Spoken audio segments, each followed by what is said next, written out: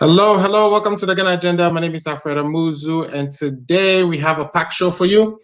Today we're talking about two topics. I wanted to make sure a few of you are online before we start. So if you haven't already done so, please share the link, today we are talking about Ghana acquiring Sputnik V from, third parties.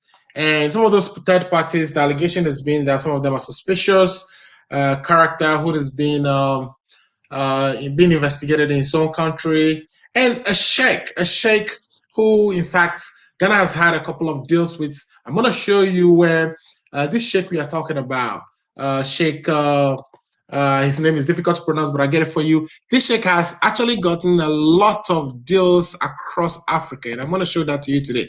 In fact, his name is. His name is Sheikh Al Maktoum. Sheikh Al Maktoum. My understanding is he's a second cousin of the ruler of Dubai. So this guy is very loaded and he's bought a lot of influence on the continent. He is in the middle of this current Sputnik V deal that we'll be talking about today. So we are discussing that. And also, Bank of Ghana actually responded to an invitation. Oh my God, I don't know if you guys could hear me the whole time I was talking. Welcome to the Ghana Agenda. My name is Alfredo Muzu, and today we have two things we'll be talking about. We are talking about the Sputnik V vaccines that was acquired by the Republic of Ghana or from some third parties. This is a vaccine that is developed by Russia. We know how, when the vaccine was being developed, there were conversations around whether it was tested enough. I think this vaccine was the first to come out, actually. And the conversation was whether, it had a lot of testing, that the Russia circumvent, the testing procedures, etc., etc. But we're talking about that because Ghana has acquired some of that. And the reason they acquired that is because India, which is where we get our AstraZeneca vaccines from, has had a lot of cases of COVID themselves. And so they've put a stop on exporting their vaccines to other countries. And as a result, it caused a lot of shortages within the vaccine supply chain. And countries like ours would have to look elsewhere for vaccines. Now, multiple countries, the big countries that are able to manufacture their own vaccines are playing what we call vaccine diplomacy with their stockpiles. And so we'll be delving into all that. In the meantime, I have two people already watching and they are giving me, I think I have Adikai Kuma. Shama says hi. He's watching us. Thanks for watching, Kuma. If you haven't already done so, please share the link. And also, the next thing we'll be talking about is the Bank of Ghana. The Bank of Ghana responding to a petition that was sent to Parliament by UniBank and also UTBank. These are two banks that were closed during the banking crisis, if you quite remember. And the owners of this bank thought they had been, or their human rights being violated. They made several different allegations. They had cases in court. Some of those cases are currently stalling. And so they petitioned Parliament to investigate the case. And Parliament invited Bank of Ghana, or wrote to Bank of Ghana to respond to some of the allegations that has been leveled against them by the owners of UT and UniBank. Bank of Ghana responded to that petition, or responded to Parliament's call for their response. And in their response, they pretty much told Parliament that they don't have to respond to Parliament. Parliament is out of depth, that Parliament doesn't have any jurisdiction over the particular case in question, etc. So we'll be delving into that. I'll be sharing the letter that was written by the lawyer of the Bank of Ghana to Parliament, and we'll be looking at some of the reasonings that he outlined, whether he's just been, whether he's, or whether the bank it's stepping outside of their mandates, or they're not responding to the legislature, etc. We'll look into all that. I would also be doing something new today. I'll be opening the phone lines. So if you're interested in contributing to the show, I'll be opening the phone lines and you can call into the show and make your contributions. In the meantime, let's take a quick break. we'll be back to continue the conversations. Again, this is the Ghana Agenda. My name is Alfred Amuzu, and today is June 16th, June 12th, 2021. If you haven't already done so, please share the link, and we'll be right back to discuss the matters table for discussion today. We'll be right back. Hey, this your girl coming all the way from the US of A, ya baby, aka ya Bantam. And me di feel a bozen pan and to see one bridge with your money how Ghana mat other romantic. What's me sandy provisions as I sutra credit Emma Ebusuya Fona and the form one Ghana. And one is a ubako www.ghanamat.com. And they would say, boy, a sharp connection. www.ghanamat.com. Let's provisions in credit. Na really I have friend numbers na screen Ghana Mats ye crano. Are you 65 years or older? Good news. Illinois has expanded its Medicaid health insurance program to everyone 65 and older, regardless of your immigration status. Need help to apply? Contact United African Organization, UAO, WhatsApp, SMS, IL65 to 773-420-8976. It's true. For most people, your health insurance program increases as you grow older. That's why the state of Illinois has expanded its Medicaid health insurance program to everyone 65 and older, regardless of your immigration status. Need help to apply? Contact United African Organization, UAO, WhatsApp, SMS, IL65 to 773-420-8976. If you are 65 years and older, there's one thing we can all agree on. Your health and well-being is important. Whether you are a recent green card holder or retiree, asylee or without paper, you're now eligible for the Illinois Medicaid Health Insurance Program. Need help to apply? Contact United African Organization, WhatsApp, SMS, IL65 to 773-420-8976. Documents needed to apply: your proof of ID, your proof of address, and your proof of income.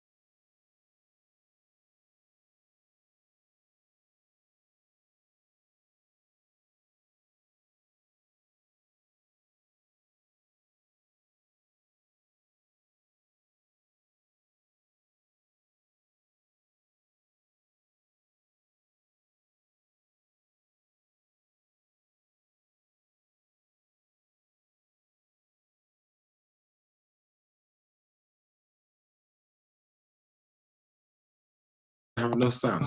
Okay, can you hear me now?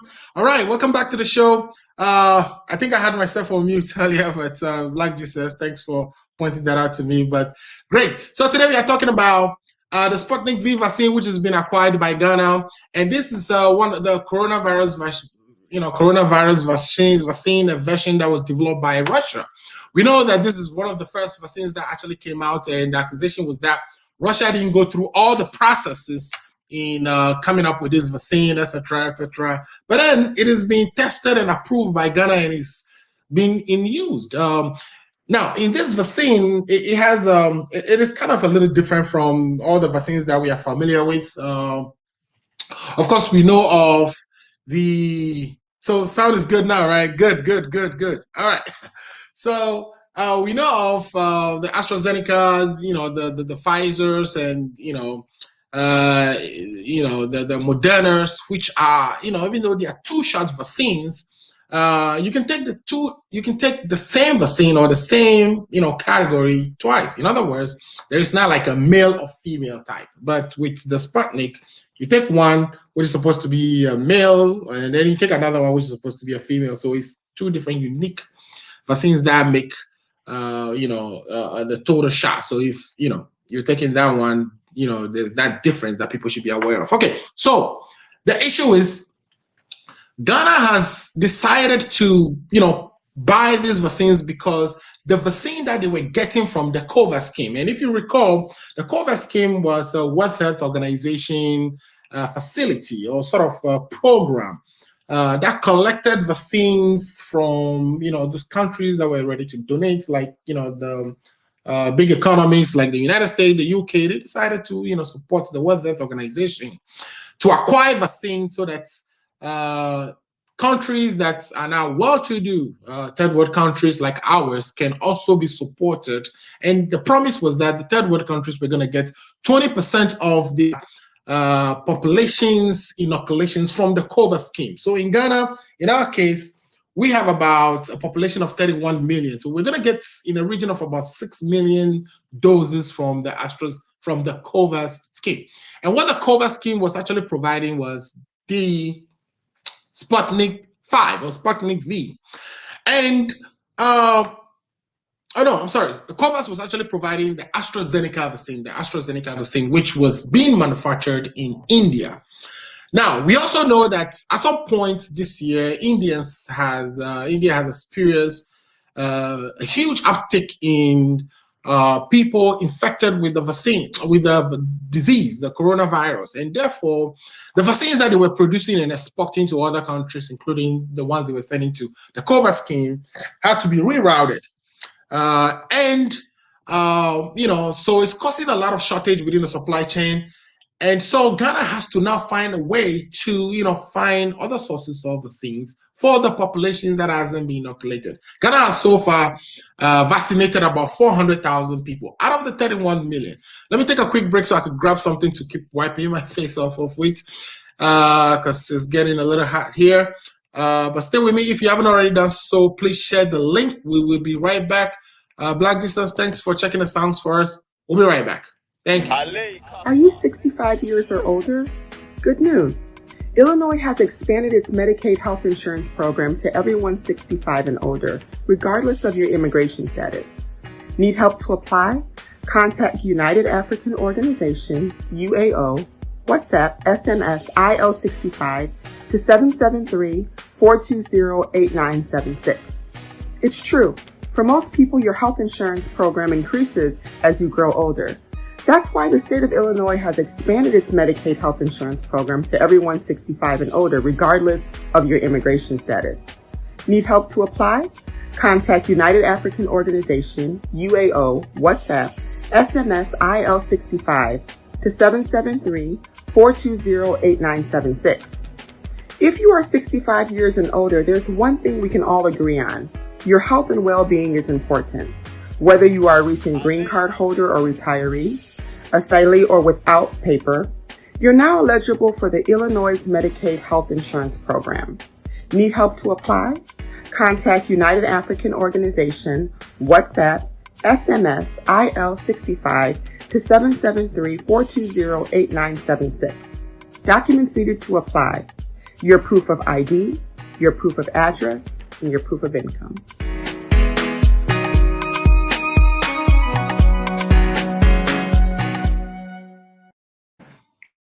All right, welcome back to the show.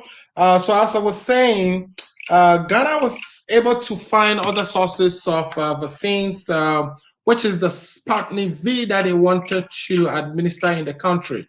As you can see, I'm actually sharing the link right now. So if you haven't already done so, please help share the link so that others can watch the program. Now, mostly when you are buying this thing, because it was actually developed by the Russian government, the Russian government set up a couple of entities through which they would be, either selling or having other countries who are interested also benefit from their version of the coronavirus vaccine, Sputnik V. Now, so the first institution that the Russia government was dealing through was something they call the Russia Direct Investment Fund, which is a fund in Russia that Russia is able to do business through. One of my guests is calling, and I'm gonna try to connect him. So please bear with me. Mr. Fa, can you hear me? Yeah, can you hear me? I think you're live on the show, so let me know if you can hear me. Great, great. So basically what we are doing is kind of going through the contract to purchase Sputnik V from Russia, and I was laying the foundation that Russia set up a couple of organizations through which they were going to be distributing or selling or dealing with other countries, and that organization is the Russians Direct Investment Fund, or RDIF. Also, they set up another company called Human Vaccine LLC. But what we got so far was that, it was getting difficult to deal directly with the Russians themselves or the Russian government themselves.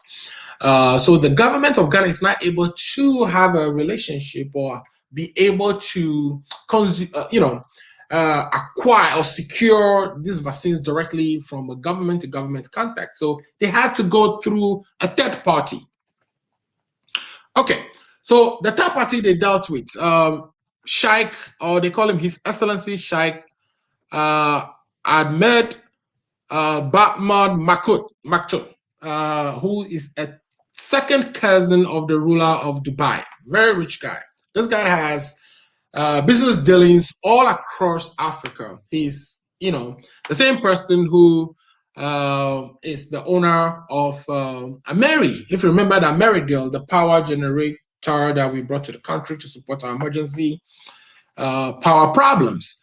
And so this guy has, so many different engagement with several different African countries. And so I'm not surprised that he emerged in this scenario as well, or helping African countries acquire vaccine. But there are allegations that the vaccines are supposed to cost just $10, and he has priced it at $25, and we negotiated with him and got it to $19, etc., etc. What are you hearing from your camp, or what is your understanding of all the situations that I've just described so far?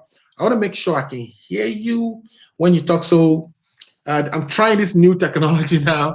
I've gotten a way to kind of connect calls into my program. So let's see if I can hear you. So introduce yourself. I know your listeners definitely know you, or the viewers know you from your previous appearances on the show. But if you can still just tell them quickly who you are, and then what your contribution is on that. My question then is, what are you hearing about this whole deal to acquire Sputnik V from a third party to be used in Ghana for vaccination purposes? Yes, I can hear you.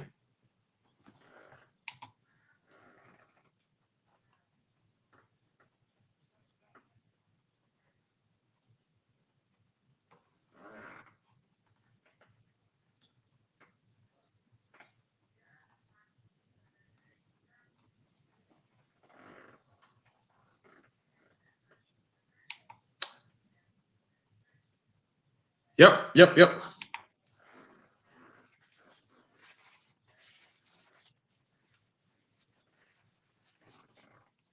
Sputnik V.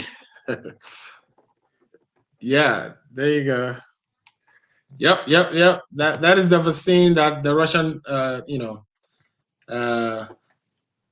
okay, somebody's saying they cannot hear you, the caller. So let me see how. Yeah, I think it's connected. Okay, say something again. Let's try this properly. Oh, so they cannot hear you. Oh my God. Yeah.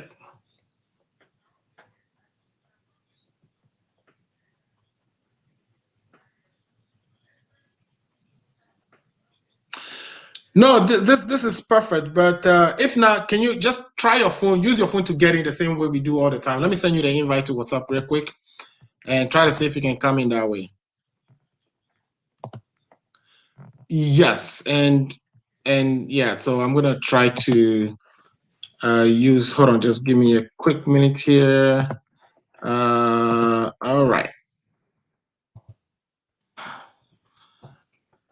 Yeah. So yeah, I sent you the link. Just try to see if you can get through the other way. All right. So listeners, what we are doing is we are bringing in Kakape, who is the spokesperson or the communication director, deputy communication director of MPP here in the United States. He's going to be joining us to discuss the issues that we've tabled for discussion today, which is the Sputnik V. But in the meantime, I'm getting some messages here, which says Ibrahim is saying, Alfred, please can you assist Ghana to get the Sputnik V vaccine because the old men are chopping the money. Money they Ghana, Papa. I swear to God, I know this. Even like money they send, every now and then something get cooked up, and that becomes a scandal, and people try to use all kinds, like you say, all kinds of crisis for monetary gains. But also, John is saying we can't hear the caller's voice. So, John, thanks for that feedback. We've been able to correct that. So he's joining now. Hello. Yeah, Kakape, can you hear me? I can hear you. Can you hear me? We need delete, Kakape. Now I can hear you.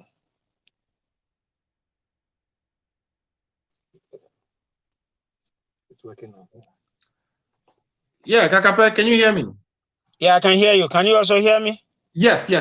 I think your sound should Okay. be. So yeah, if you can go ahead, and I think you were saying some things before we got off. Yeah. The audio. So Okay. So yeah, once again, this is Efamio. Unfortunately, I can't show my face for whatever reason it is, but you know me, and right. Akape. Yeah. Yeah. Thank you very much, Alfred, for the opportunity. Thanks a lot. Right. And I want to greet and say hi to everybody and to our cherished listeners and all the people listening to us right now.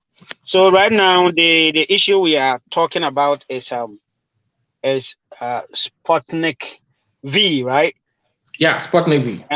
And so the argument is that the factory price is $10, and Ghana is buying it at $19, and there was another report by Joy FM that also puts it at $26 or so. Yeah, I mean, No, initially, I think the $26 was $26 was from another company that we've engaged. So we had two different third parties that we are dealing with in this acquisition. We are dealing with the Sheikh from Dubai, who's the second cousin of the ruler of Dubai.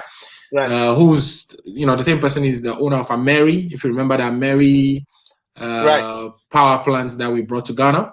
Right. And so this guy has so many different deals in the African continent. One of the big bank rollers. You see all the presidents lining up, going to see him for one project or the other. And then we also dealt with a company called SNL, which is supposed to be a Ghanaian company. And they are quoting a price of $26 per job. So yes. Right. Yeah. Thank you very much. Yeah. So when the story broke, we all said, "Hey, Jack, what's going on?" And we all sought to understand what is happening and stuff like that. Right. If you listen to a series of explanation that is coming, I am convinced. I am convinced, not because it is my government that is in power, but let's look at the scenarios, and then from there we can take it out from there.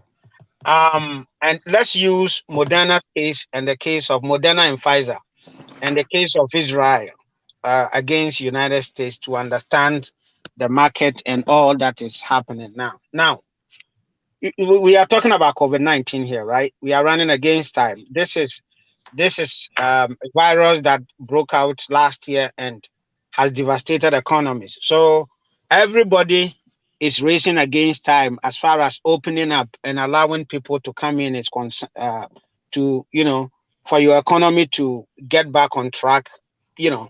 What do you do under the circumstances, right?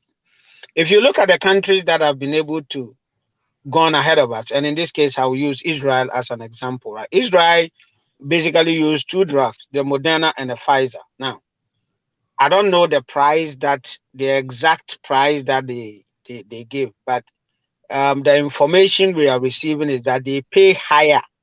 The Israeli government paid higher than whatever the US the US government paid. That is why in Israel they've been able to do what we call herd immunity. Get So they were able to get to the herd immunity faster than any other country. Okay. Exactly. Now, Yeah.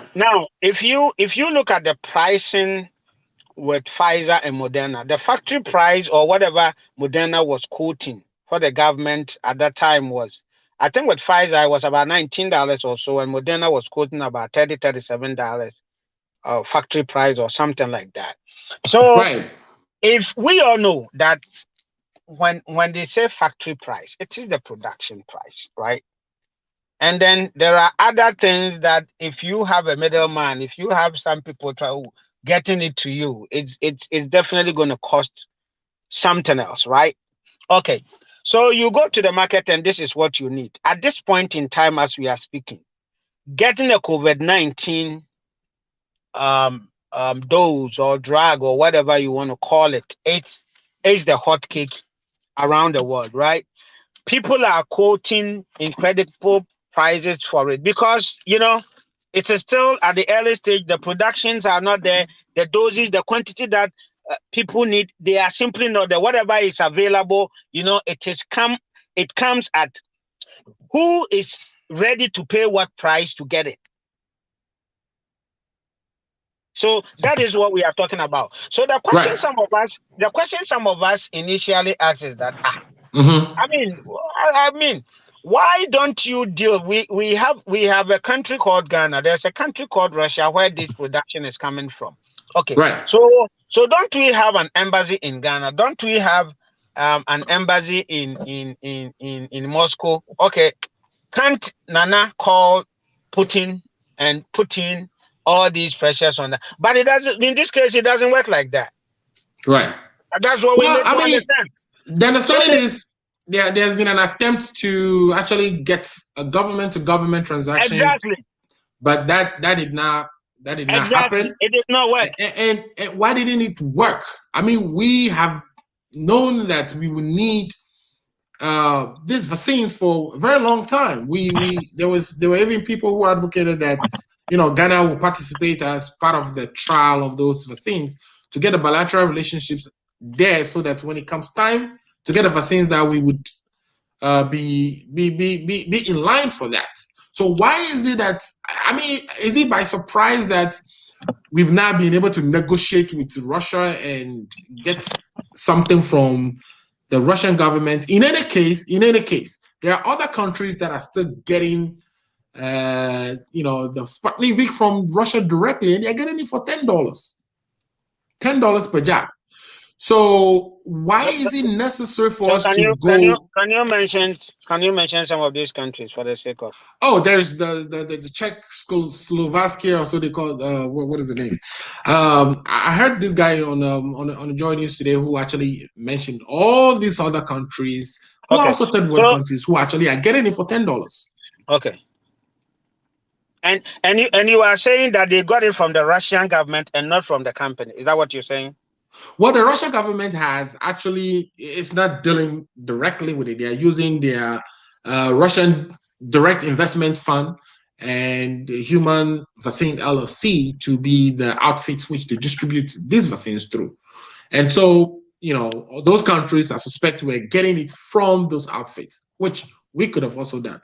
So why would we be, going through a third party? Because what it appears is the third party is able to get it from where? From the producer or from the same arrangements that Russia have in place. What is preventing the Ghanaian government from doing same? Yeah, so it's easy to say that, and that is what most people will say. Right. How a particular country will use or whatever means they use to get whatever they need from one country may not be the same. Right. And people have quoted all these countries, including Algeria and all that. In fact, what went to Algeria was basically free because they want to produce whatever over there. And for us to basically understand what is happening as far as the vaccine is concerned, that's why I was using the Israeli as an example. And this is from the Times of Israel, right? Right. It is from the Times of Israel. Let me read a little bit. I can't read all. It said the price tag per person for coronavirus that Israeli has purchased from the Pfizer BioNTech and Moderna pharmaceutical companies is $47. Yeah, but we know that the Pfizer and the Moderna are more expensive. Now, here's the thing: the Russians themselves set the price that they will be selling the vaccine out to be $10. So it's not like you can't compare Pfizer and Moderna to Sputnik V. All this. Yeah. Hold on. Yeah, I'm just making an argument. I'm just telling you. You know, what is the factory price for Moderna and Pfizer? You know, it's between. In fact, some people were quoting as low as $14 per Pfizer, $14, right? Right. And Israel is paying $47. Right. And that was how they were able to get herd immunity as fast as they could. And I was listening to this interview with Netanyahu, and Netanyahu said, why would you go to that extent of paying such a huge amount of money? And then I think there was the response was in question. Netanyahu said, do you know what it means to close an economy? Do you know what it means for an economic growth to reduce from a certain percent to another? Right. So these are choices that are available to countries. Now, you see, there's one thing. You can go to the market, right, and get, say, Nike for whatever, $20. Another person will go and will be looking for this $20 Nike won't get. Because maybe you had a connection that connected you today. I don't have that connection. You know what I mean? Right. Right? And government has said it over and over again that they've raised all these, what do you call it, letters of credit, right? And that companies came in. And at the end of the day, the issue is not just coming into bid. They were looking for ability to do it because they've had a case where they contracted one company to bring in some doses and then they diverted it because apparently they got a bigger price somewhere, right?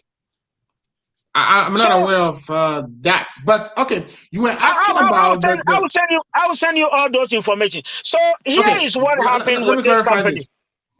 So you were asking for the price of Pfizer. Pfizer was going to be for $19.50 per dose. Okay. Moderna was going to be for $15 per dose. Okay. And then there's Novavax, which is going to be $16. There's a Johnson & Johnson, which is going to be $10. AstraZeneca was going to be $4 per dose. So, right. Even if you look at the premiums, like, if you look at Pfizer, which is supposed to be the one that everybody's, is the most sought after, it's not $24. It's not $25. It's not the prices they are quoting. And the government is saying there are things like freight, transportation, and et cetera, but you suspect that if there was, we want exactly what you are paying for the vaccine itself. We'll talk about freight and all that later on, right? I'm not sure when you're going to buy something that you would calculate, because what if right, don't even worry about freight and all that, because at the end of the day, but that's what the explanation of the Minister of Health says. But you see, Pfizer and Moderna that you quoted, Israel bought it at $47. Yeah, I'm not aware of that though. I can check. Hold on. No, I can send you the link. Don't worry. After that, I can send you the link, and it is this I'm getting from the Times of Israel. Okay, I'll send you the link and you can read it. Next week you can quote me. So if look at the power of Israel, right? Right. Look at how connected they are. Right. Look at the ability of Israel. Do you know how many Jews are in the United States of America controlling almost everything right here in the banking sector, pharmaceutical industry? There was one of these lecture by Netanyahu that I listened to. Let's concentrate on the acquisition by Ghana of Sputnik V. I know Israel makes a very interesting case for us to discuss. Yeah, but let's concentrate the short of it is that if Israel, so powerful, can get it at that price, right? Who is Ghana? And then the second point is also that we are running against time, so we don't really have time to really. When you say we are running against time, what do you mean? Because in Ghana, we've had about 94,000 persons infected with the disease, and we have about 780 something deaths. So Ghana's case is really not an emergency. If you look at it from this context. No. You are we going to vaccinate only the people that have been affected? No, you are vaccinating the whole country. No, we are vaccinating the whole country. But I'm saying that me and you are here. We were on this radio chastising government. The thing is going, close the country, do this, blah blah blah. Even when the government had the opportunity to have controlled the disease and was still saying that, I've got no. People were saying, no, we are not there yet. It's all arguments, and I think this and I think that we can come. But the practicality and the issue at the end of the day is that the virus is still with us. It can bump up at any time. So what is it that the country is supposed to do? And this is even, we are talking about 350,000 doses or whatever, right? We're actually contracting for 3.4 million doses. Exactly. The first batch was going to be the 300, and even that they couldn't deliver, and so far they haven't really delivered. No. We've gotten. Okay, so the delivery aspect, we can come and talk about the delivery and stuff like that. But they proved, they told them to first deliver 5,000. There are 2 doses, so 5,000, 5,000, 10,000, which they did. So that one, it's in storage in Ghana, and no money has been paid for that. So even that.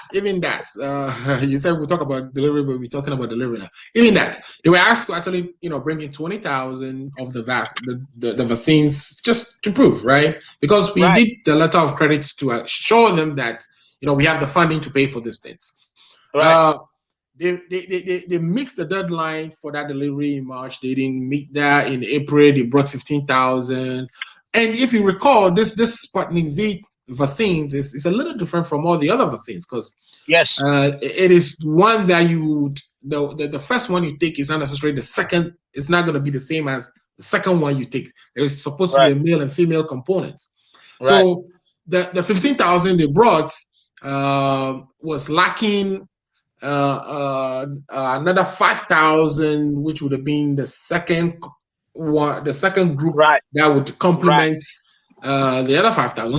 So even that they delayed it so much so that we just in somewhere in June got all the 20,000 that we needed. But the agreement says that they have to deliver by July. Otherwise, then of course we'll be able to get out of that agreement. But so far there's been a signs that they're not able to deliver so far, even on just the 20,000 that we are asking. And the World Health Organization is cautioning countries like ours to be careful dealing with third parties in the market. Why would Ghana? Because we just heard Joe Biden made an announcement that he's going to increase the US's donation to the COVAX scheme from 8 million to 50 million or so, or 500 million or so. A lot, significant boost. So we could have waited and gotten, the vaccines that we needed from the COVAX scheme. All the vaccines we've gotten in Ghana so far and inoculated people, we all came from the COVAX scheme. We could have waited. Our case is not a case of emergency, all right? But it seems, somebody smelled an opportunity again to actually do a deal, and out of that, divert or whatever, inflate prices. Because again, this vaccine that we are talking about, even the Russian government themselves came out to say this vaccine is going to cost $10 to any country willing to purchase. We need our government to establish that they are getting it for $10, and in addition to that, they are spending XYZ for transportation, storage, etc., etc. That will make sense. But when you come to tell us that somebody is quoting it on the third market or the black market for $25, you went and negotiated that to $19. Did you go to Parliament to seek an approval? So there's so much in there. But in my understanding of what we've done so far, it looks like somebody is, again, creating something that shouldn't be created. We shouldn't have this situation. What do you say about that? Yeah, thank you very much. You have a point to whatever you're saying, but it is like all that you are saying sum up to. We should wait till there's an emergency, and then people are going to start talking about. Okay, you see, when this situation comes, this is what we say. When this thing hit, this is what we say. We always seem to be jumping the gun, and every point in time, we were all here when the COVID hit, and what people said. So, as a government, you make your decision. If at this point in time, whatever is going to come from the international distance, we are talking about we are talking about how many people? 30 million people, right?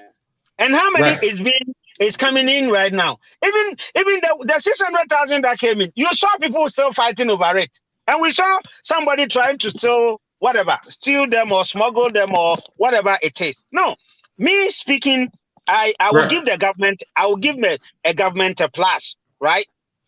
You cannot, what are you giving them a plus for? you cannot rely on handouts and wait that I am hungry, but I needed the money to have done something else. So somebody has made an announcement that there is going to be some whatever, and they're going to give us. How much is going to come to Ghana? We don't know. I don't think they're going to give Ghana 15 million doses free. But what we are saying is, we understand that you can't wait and do all these things until you can't wait for an emergency to do these things. But we are saying that the organization you are dealing with, the shark you're dealing with, is a foreigner. And if you're doing any transaction with a foreigner, what needs to happen? You understand the law. You know that when you're doing any transaction that involves a foreigner, that it has to go to Parliament for approval, because it becomes a foreign transaction. It's an international transaction.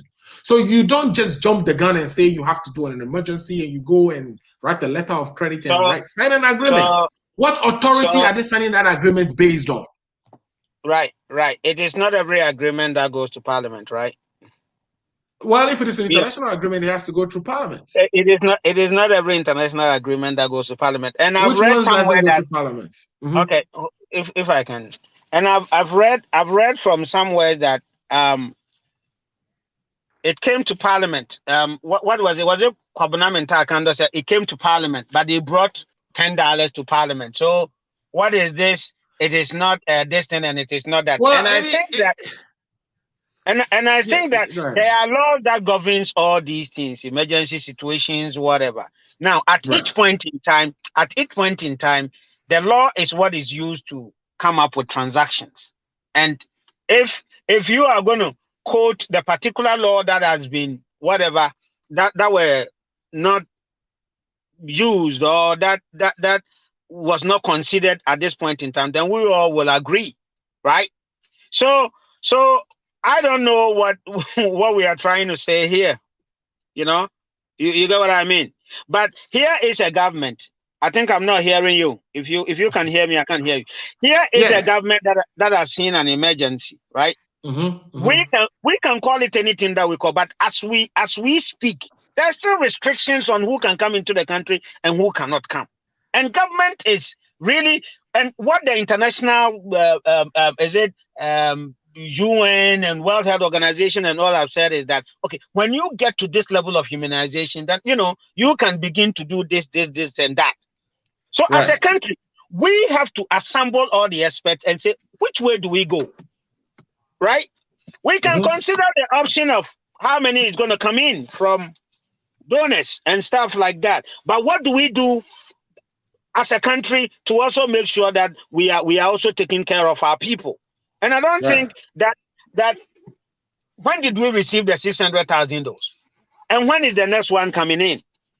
And this is 3.4 million, right? And there's another contract for another, and we are dealing with over 30 million people, right?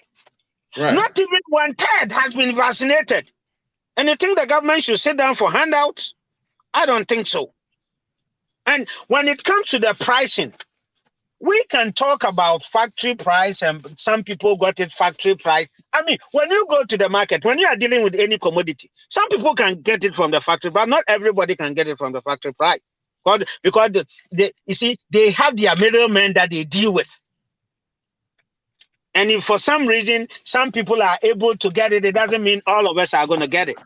So I will commend the government for doing everything to make sure Ghanaians get vaccinated. We open the economy so that people can go about their businesses for the economy to grow. Other than that, man, we definitely want the government to do everything possible to make sure people are vaccinated. But we are saying that, the government could directly deal with the Russian government. There's no point in dealing with a third party and giving us prices that, of course, are not what perhaps, if I was going by your story, was not what they disclosed to Parliament.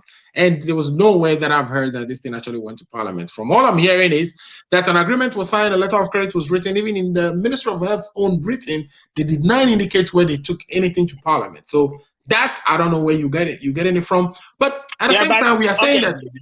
But if they did not send it to Parliament, right, then it is under certificate of emergency or whatever you want to call it. Because there's no emergency in Ghana. No, who define? No. You don't. The citizens don't define what an emergency is. Well, it is the laws of the country. It is the laws of the country that is used to declare that we are in a state of an emergency because the country is closed. We need to open it. What do we do? And under what circumstances can we do? Most of the things that we are doing are under the certificate of emergency. Right, the country is closed, but we are able to go to. The country is closed, but we are able to go to a funeral and now wear masks, and the president was part of that. But let me read this to you quickly. That is a different matter altogether. Let me read this to you. Ibrahim is saying that Mr. Kakapet should be realistic today.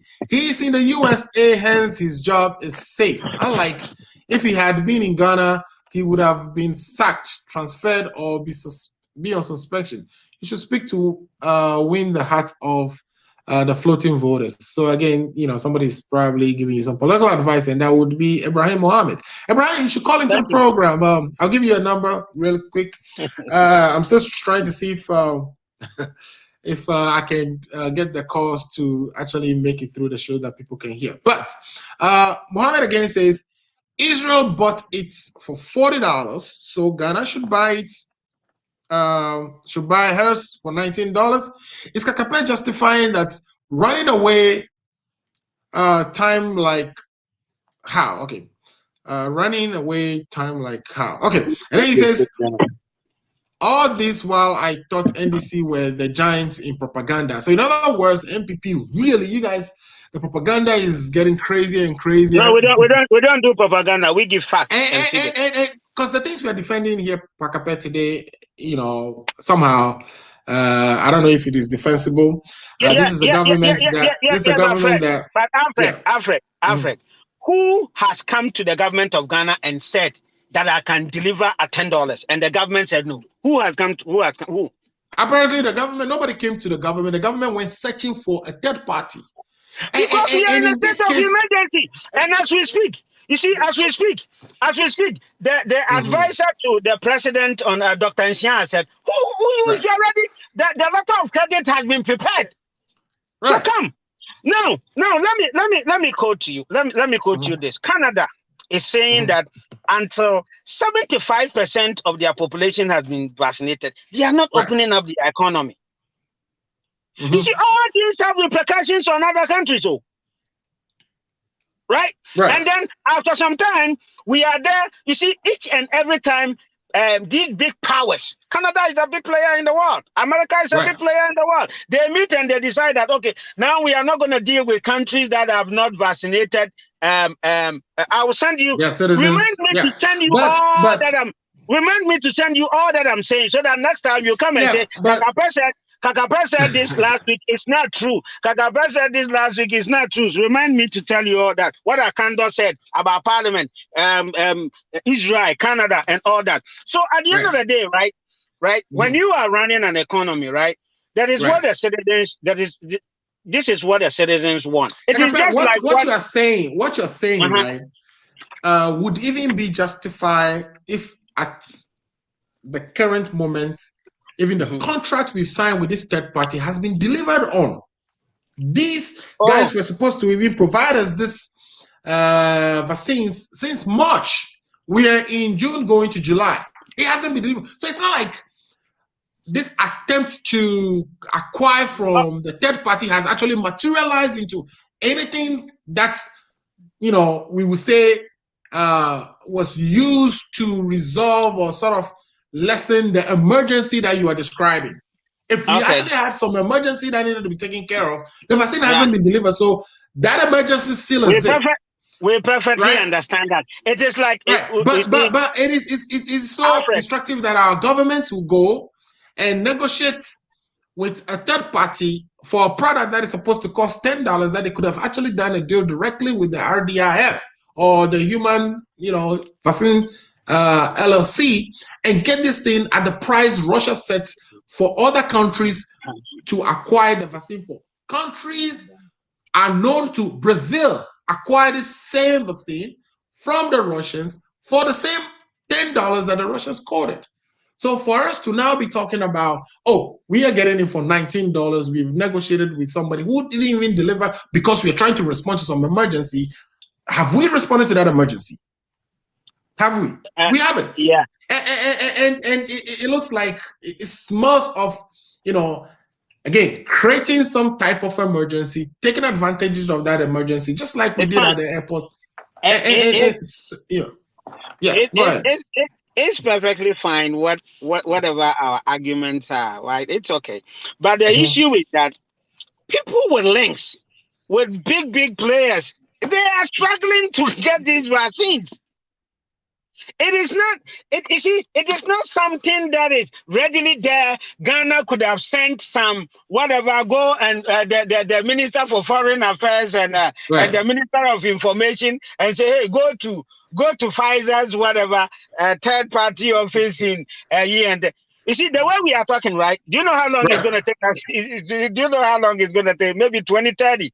By the way, all of us want to go before the next dose after the 600 will come. Now, when you say, first of all, if I can finish, that is not how you run. Well, excuse me, that is not how you run an economy, right? Now we are talking about which part of the Ghanaian economy is now open, by the way? Which part of the Ghanaian economy is not currently open? Oh.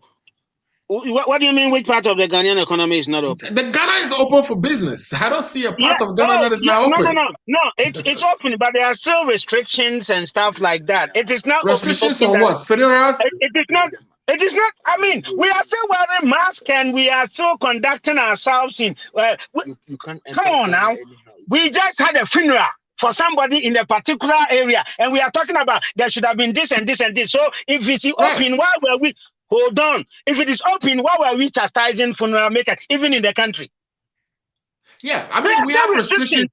We have gathering restrictions that people shouldn't gather more than whatever, but we violate it every day. Which funeral have you gone to lately? And they've actually, the violation is a different thing altogether. No. Alfred, violation is a different thing. The fact that we have laws that don't pass through the red light and you pass through the red light, it doesn't mean it's a norm. Yeah, but we cannot be saying that the economy is not open, that we are in a state of emergency, when in fact the economy is fully open. When in fact the restrictions that we say we have in place are not being even paid. Nobody is obeying those restrictions. People are roaming around. If you look at the funeral where the president himself was at, there are so many officials there.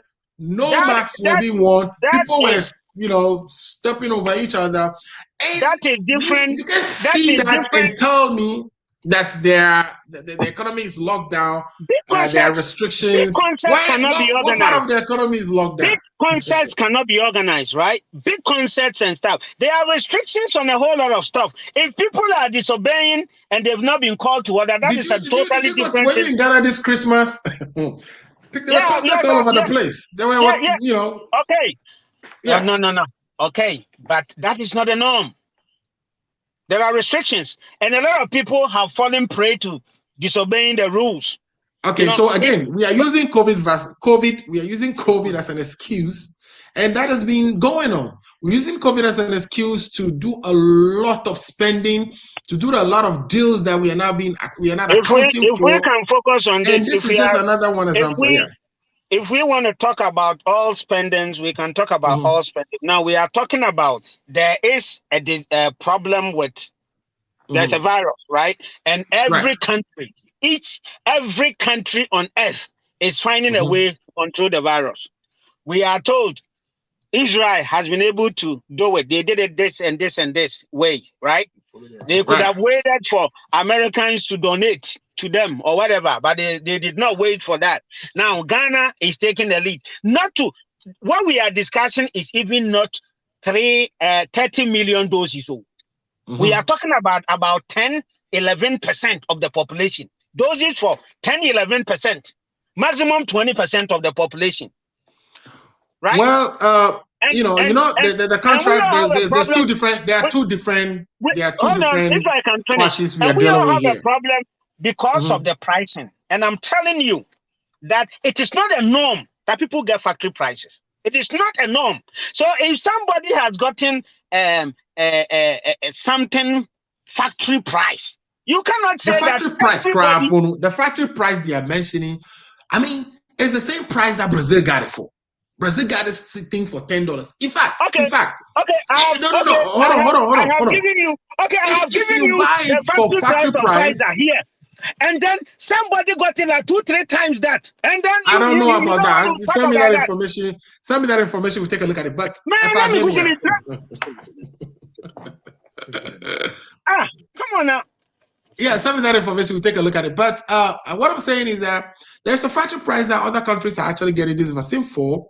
No. The government should be transparent enough. All we are saying is. No, what you have to say is that all countries are getting at this price. Why did Ghana not get it at that price? Don't say some, because some are connected, some are not. And the government of Ghana has told you that we tried our best. We tried this way. We did that. Right. You know, so it is not a case that the Ghana government just woke up the Ghana government failed to have, to get vaccines from another government. The government couldn't negotiate a possibility that is open to all other countries, and all those other countries are taking advantage of it. Brazil was able to negotiate one, so our government was not able to negotiate. You don't know the links that Brazil has with Russia, or how they were able to do it. Come on, do we not have links with? Do we not have Russian embassy in Ghana? Do we not have America? I mean, strategic government. America. Go ahead. If I go ahead, I'm listening. All right, we seem to have a little problem with this, the sound of our guest. He will be joining us as soon as he can connect back. If you can hear me, I cannot hear you. So perhaps maybe you're on mute, but connect back if you can hear me. Ibrahim is saying, why can't Ghana be part of those countries getting it at the factory price? Why can't Ghana be? Yes, I can hear you now. So, somebody I see you send me something. And we will not wait. In fact, Ghana did not get it, and we will not wait. And we are waiting for people with connections to tell us that we have the connection. So come and get it. Right. And I've sent you the information that I was talking about. Okay, yeah, I've seen that. So we see the type of people who are involved in this, right? If you can read it, and you know that I'm not lying. So Israel, with all their connections to America, with all their connections to all these companies, do you know how many Jews and all these kind of stuff here? They could not get it at factory price. They got it like not doing twice, more than twice the price. Well, we got to talk about when we're talking about Israel. When we're talking about Israel, right? Yeah. Israel was getting the Pfizer and the Moderna vaccines when the United States was not even selling it to anybody, because the US wasn't selling, they weren't selling Pfizer. They were trying to make sure that the population is, inoculated first. But anyway, I'm going to play this video for you. We are here. No. Let me disagree with you. America has not finished vaccinating its population. Right. Israel has finished vaccinating its population, and they got the vaccines from Pfizer and Moderna. So what are you talking about here? And they got let me play this video for you. It's not at factory price. They got it at $47. Let me play this video from investigative journalist, a Norwegian investigative outfit, UniBank, who actually followed one of the third parties who were dealing with Morten Hansen, who, and according to understanding, is under investigation in his own country for some money laundering situations. Let me play that video for you. When we come back, we'll discuss on the other side what we hear from this video. So let's take a listen. Mainly deals with how the Russian Sputnik vaccine has been sold through intermediaries in the United Arab Emirates to a number of countries, amongst other Ghana. Well, we don't know the exact details of all the deals that have been made along the way, but what we see is that the Russians are selling vaccines through their monetary fund, the RDIF, the Russian Direct Investment Fund. And they have made deals with a company called Gulf in the United Arab Emirates. That company, again, has made the Sheikh Ahmed Al Maktoum an exclusive sales agent for a number of countries, amongst other Ghana. So that's what we can say about the route. And as you correctly said, the Russians are selling vaccines at about $10 per dose. We see that from public deals that have been made, where the contracts have been made public in the likes of Slovakia and Hungary. And on the deals we've seen that have gone through Gulf and the Emirates, we see that the deals are made at prices of $19, $20, and $22.50 per dose. We've been speaking to a number of officials in Ghana. I was also on a 4-day trip to Ghana. We were not able to get an interview with the health minister.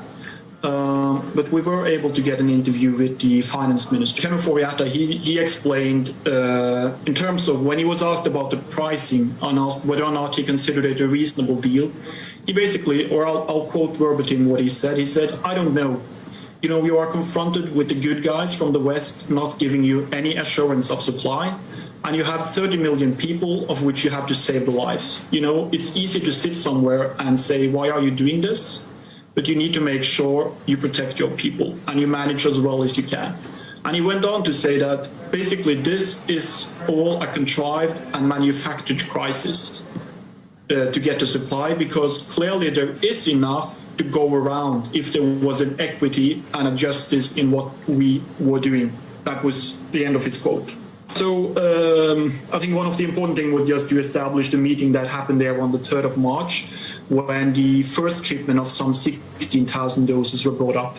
So that was mentioned in press briefings by the Information Ministry in Ghana, but we were able to secure pictures from the event itself that shows both the Sheikh Ahmed Al Maktoum there at the airport, but also, as you might have mentioned earlier on, Umar Farouk Sahor, which is wanted for charges of fraud here in Norway.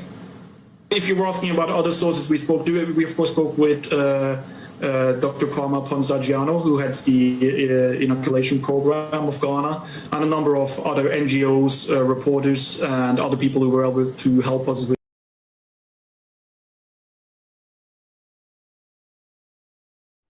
You are mute. You are mute. I don't know if others can hear you. Yeah, I was saying thanks for listening to that piece of tape. If you're watching, this is the Ghana Agenda, and I'm here talking to the Deputy Communications Director for MPP here in the United States, Mr. Afa Amayao. He's helping us understand the need to actually acquire vaccines and inoculate the population so we can get to herd immunity and open the economy. Even though I still believe the economy is already open.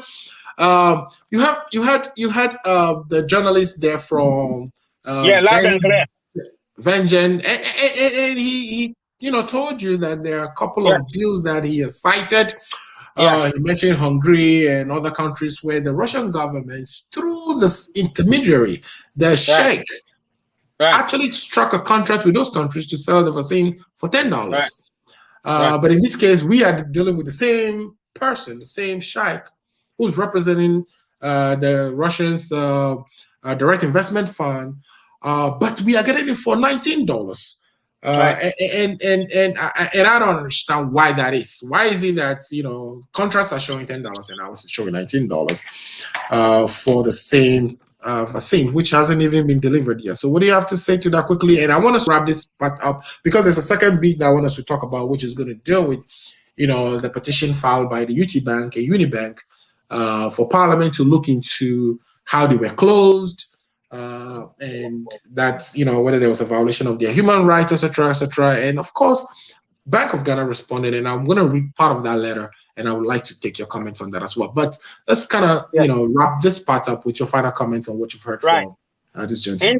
In the first place, it is a shame on his country and onto that journalist to come and tell us that an advanced country could not do something about this person, and we need a product in the market. We have not paid anything. We've signed a contract. Yes, of contract there are delays and all these things are taken care of. So at this point in time, if people are not going to point to the fact that, oh, they are not going to deliver, they've delivered. Me, it is you that I'm hearing this 15,000, 5,000 thing, but I was told that 5,000, adding 10,000 to show that they have the capacity has been delivered. So that these things, we can check them later. But, you know, I would agree that there are delays and stuff like that and all this kind of. We want to talk about this, we can talk about them. But I am proud that the government is going the extra mile to make sure that Ghanaians are vaccinated. At least certain key people. Now, they went to the market and this is the price they got. If any, and we can continue to say the factory prices, some people are getting it, blah, blah, blah. The Ghana government is telling you, we did not get it. We did not get it at that price. Right? We did not get it at that price. We tried. We went here, we went there. And there are other countries too that have links with other countries that have also gone for these vaccines. They couldn't get factory price. They got it almost three times another price. So this is not news. This is not something that we think it cannot happen in the market. And around this time, the COVID vaccine is a hot cake. In fact, most of the trading is going on in the black market. You don't want to live with that reality. We can talk and argue and say, oh, there is blah, blah, blah, but you could have gone the normal way. We are not in normal times.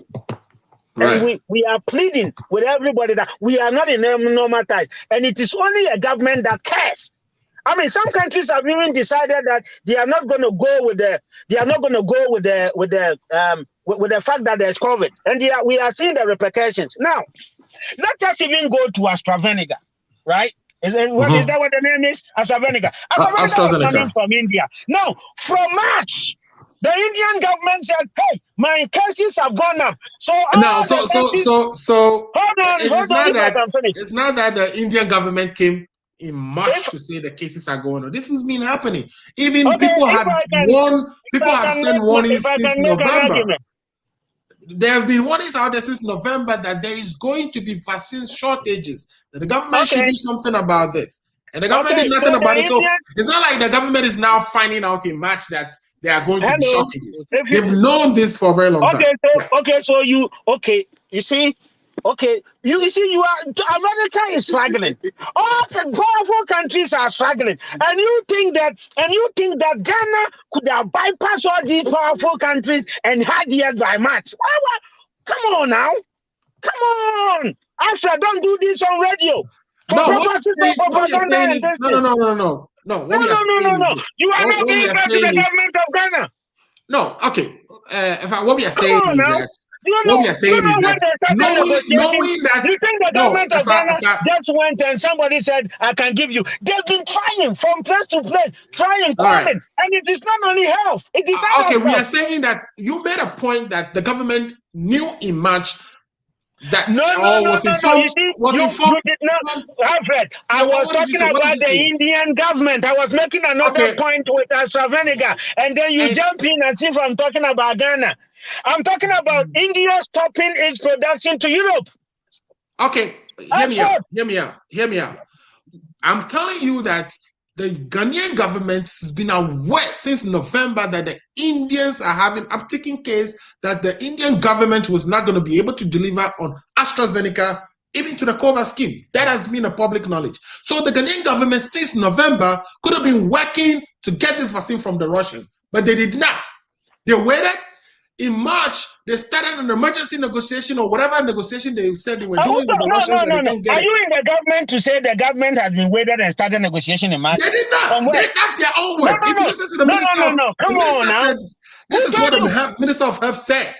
You could go read the release they put out there that in March, they were told that they were not going to be getting the AstraZeneca vaccines and therefore they have to look elsewhere. But we said that that knowledge is available to them way back in November. It's not something that they just knew in March. Way back in November. You see, listen, you are here saying we should wait on the American government. We could have waited. You see, one of your points was that we could have waited on the American government for those that gave us the 600 and blah, blah. It was all part of, they said they were going to increase it. So, Right. so if we are even to go by your argument, or we should wait for handouts, then we should not even be talking about No, okay. negotiation and blah I think blah you are blah missing and two stuff like different that. things. You are missing two No. different things. What I'm saying to you is that yes, we need to vaccinate our population, but our case, fortunately enough, it's not the emergency you are describing. How do you know? Are you a health expert? If it was emergency you are describing, why is it that the president is there in a funeral with a whole bunch of people violating the orders he put in there himself? Is it being realistic? No. We cannot separate this fact. How do you say there is an emergency, but your president is violating the same emergency? Your president is out there in the funeral with all. How do you say that? So you can't miss these two things. Ours, fortunately, we had 700 and something deaths in Ghana. We have, 90-something thousand people recovering from the data they keep. Even though the government, we are aware that the government wasn't keeping good records. But for the record, let me finish. For the record, the government put in the public domain. So you can come in. You see, this is where sometimes I have a problem with inconsistencies.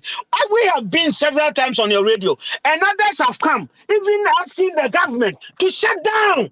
They said, why is the government was even opening up? I was on the same radio. You didn't take them on.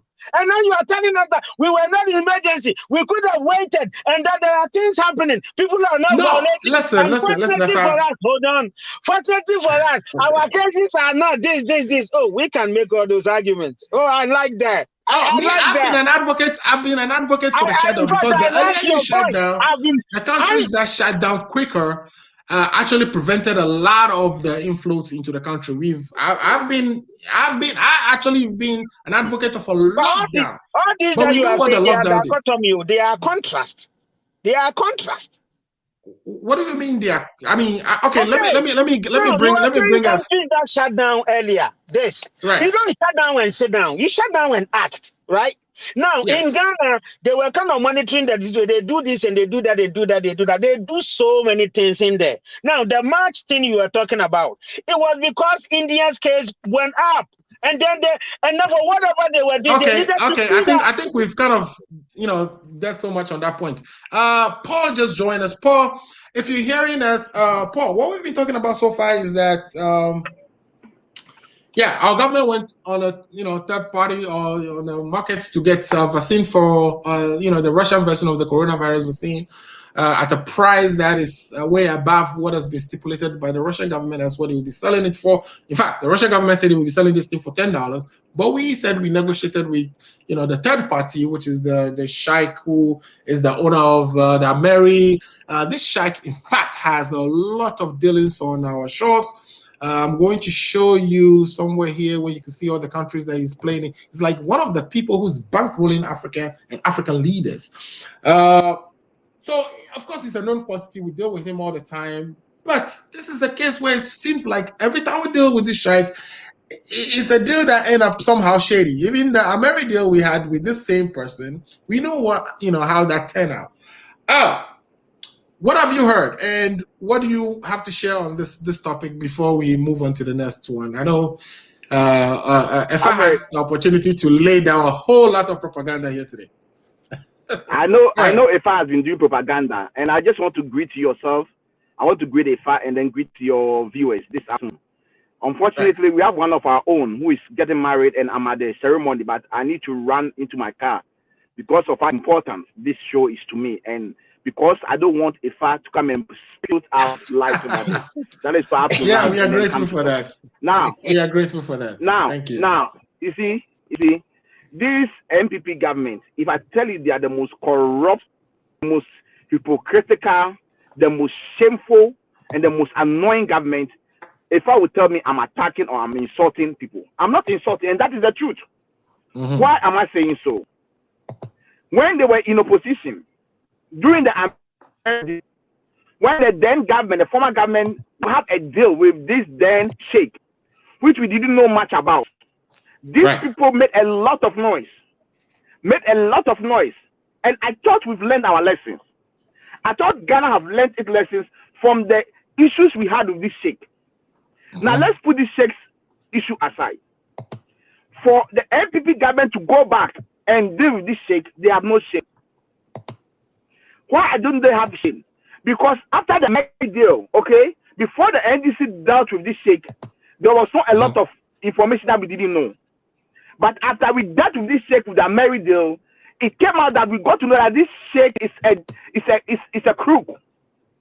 He's a 419 guy.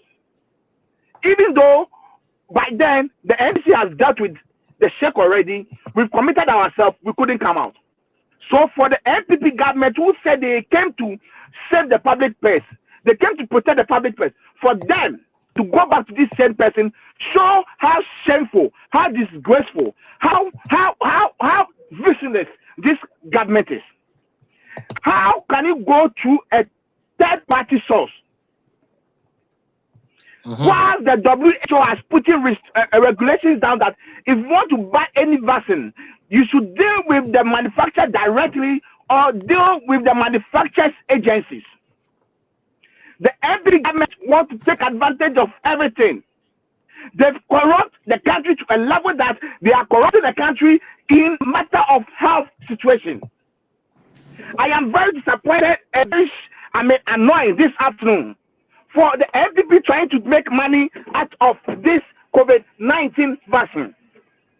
How can a manufacturer price going for $10 a dose?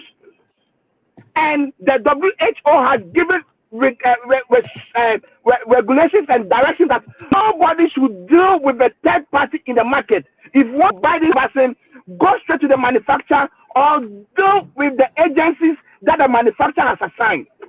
Right. What prevented this super incompetent MPP government to go out of hand to deal with a third party, a sheikh, whom they condemned about 4 or 5 years ago? My brother Alfred, this should tell you how shameful this MPP government is. This should tell you how disgraceful this MPP government is. They always tell us they have the men, but they have no men. Now, a vaccine that is going for $10, they have gone to purchase it for $19. That is 90% profit. Whose pocket is that money going into? Is that money going into the pocket of Mana Ado and Efa? Or is going to whose pocket? You want to know? Efa should tell us. Efa, are you getting anything from there? That we are taking advantage of this COVID-19. I'm putting on some notes. I'm going to hit him back. We are taking advantage of it, ripping. We are taking advantage of this COVID-19 and we are ripping the good people of Ghana, the taxpayers' money. And if don't know that the $19 that they are saying the vaccine, it is out of reach. It is out of reach.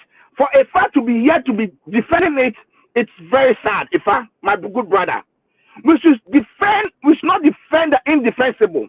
This is something that I expect him to condemn because the WHO has put a restriction down. This sheikh, when America came, I had a program I remember on Obapatio show, and this very Ifa was condemned deal, and they went to a third person. This man is a crook. This man said this. Now, how happened that you have gone to the same person? Ifa, I want you to tell me. What happened that you guys have gone to the same person that you people condemned some time ago? This should show, and this should clearly tell us that the NPP government is not a serious government. This should clearly tell us that the NPP party is just a party of scammers. They are scammers, bunch of scammers who have taken over the country, and they are scammers left, right, center, forward.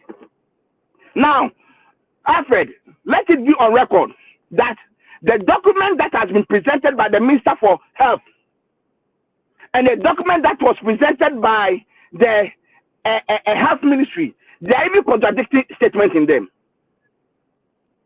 You see, if you are trying to steal people's money, you would think you can protect yourself, but you're going to leave some loopholes that will lead to people to know that you are causing harm to the country. Right. In any time, in any way, this guy was supposed to supply some vaccine as far back as February. He could not meet the deadline. March, he could not meet the deadline. April, he could not meet the deadline. What makes them to think that he can meet this deadline by the end of June? Right. You see, Ghana is for all of us. Mother Ghana is what we all have. We have nowhere else. If anything happens in this country, we and all, you, myself, Ifa, we all go back to our beloved country, Ghana. So for our friends in the NPP to be defending this indefensible, this stinking, corrupt deal is very sad, to say the least.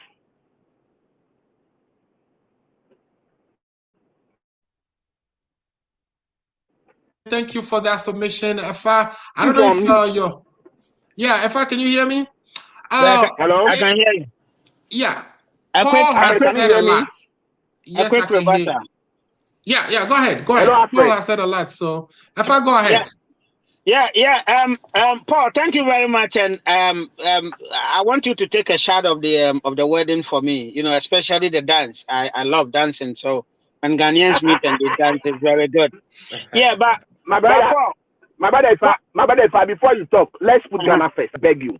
We are putting Ghana first, and I like your submission. I like the fact that you've confirmed that Amerideal, the guy that you people contracted, was a shady person. I mean, NDC has been defending this thing for a very long time. So it is good that now based on this this contract, you have confirmed that it was really a shady deal. So Ghanaians will want to know. I have not said that. Let me clarify. After the Amerideal, we've never dealt with this shit before. After the Amerideal, after the Amerideal, before wait, let me clarify. After the Amerideal, we didn't know much about this shake. We got to know much about this shake after the Amerideal. And after the Amerideal, we got to let me clarify myself before you misrepresent me. After the Amerideal, a lot of issues came out about this shake. That is why when your government came to power in 2017, you set up an 18-man delegation led by lawyer Addison to go and do value for money audit. They traveled and they went to Turkey to go and investigate this, and they came up with a report that there was value for money. So I want to put on record that even though we contracted this shake in the Amerideal, the investigation that was conducted by the MPP government led by lawyer Addison came out with that no fault. They didn't see any money misappropriated. So let me put that on record. I am saying that this sheikh, we got to know that he has been doing shady deal after we involved in this Amerideal.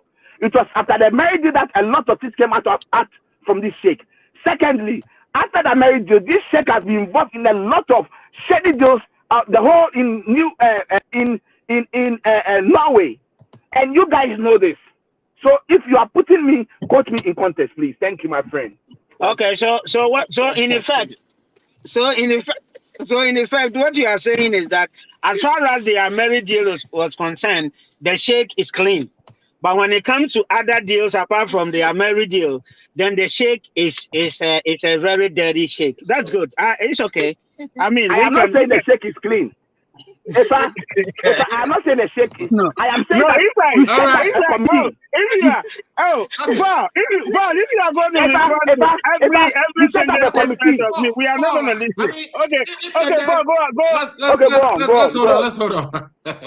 Let's hold on. Okay, let me read something to you guys real quick before you continue, because I know we were talking over each other. Ibrahim is saying to you again, Mr.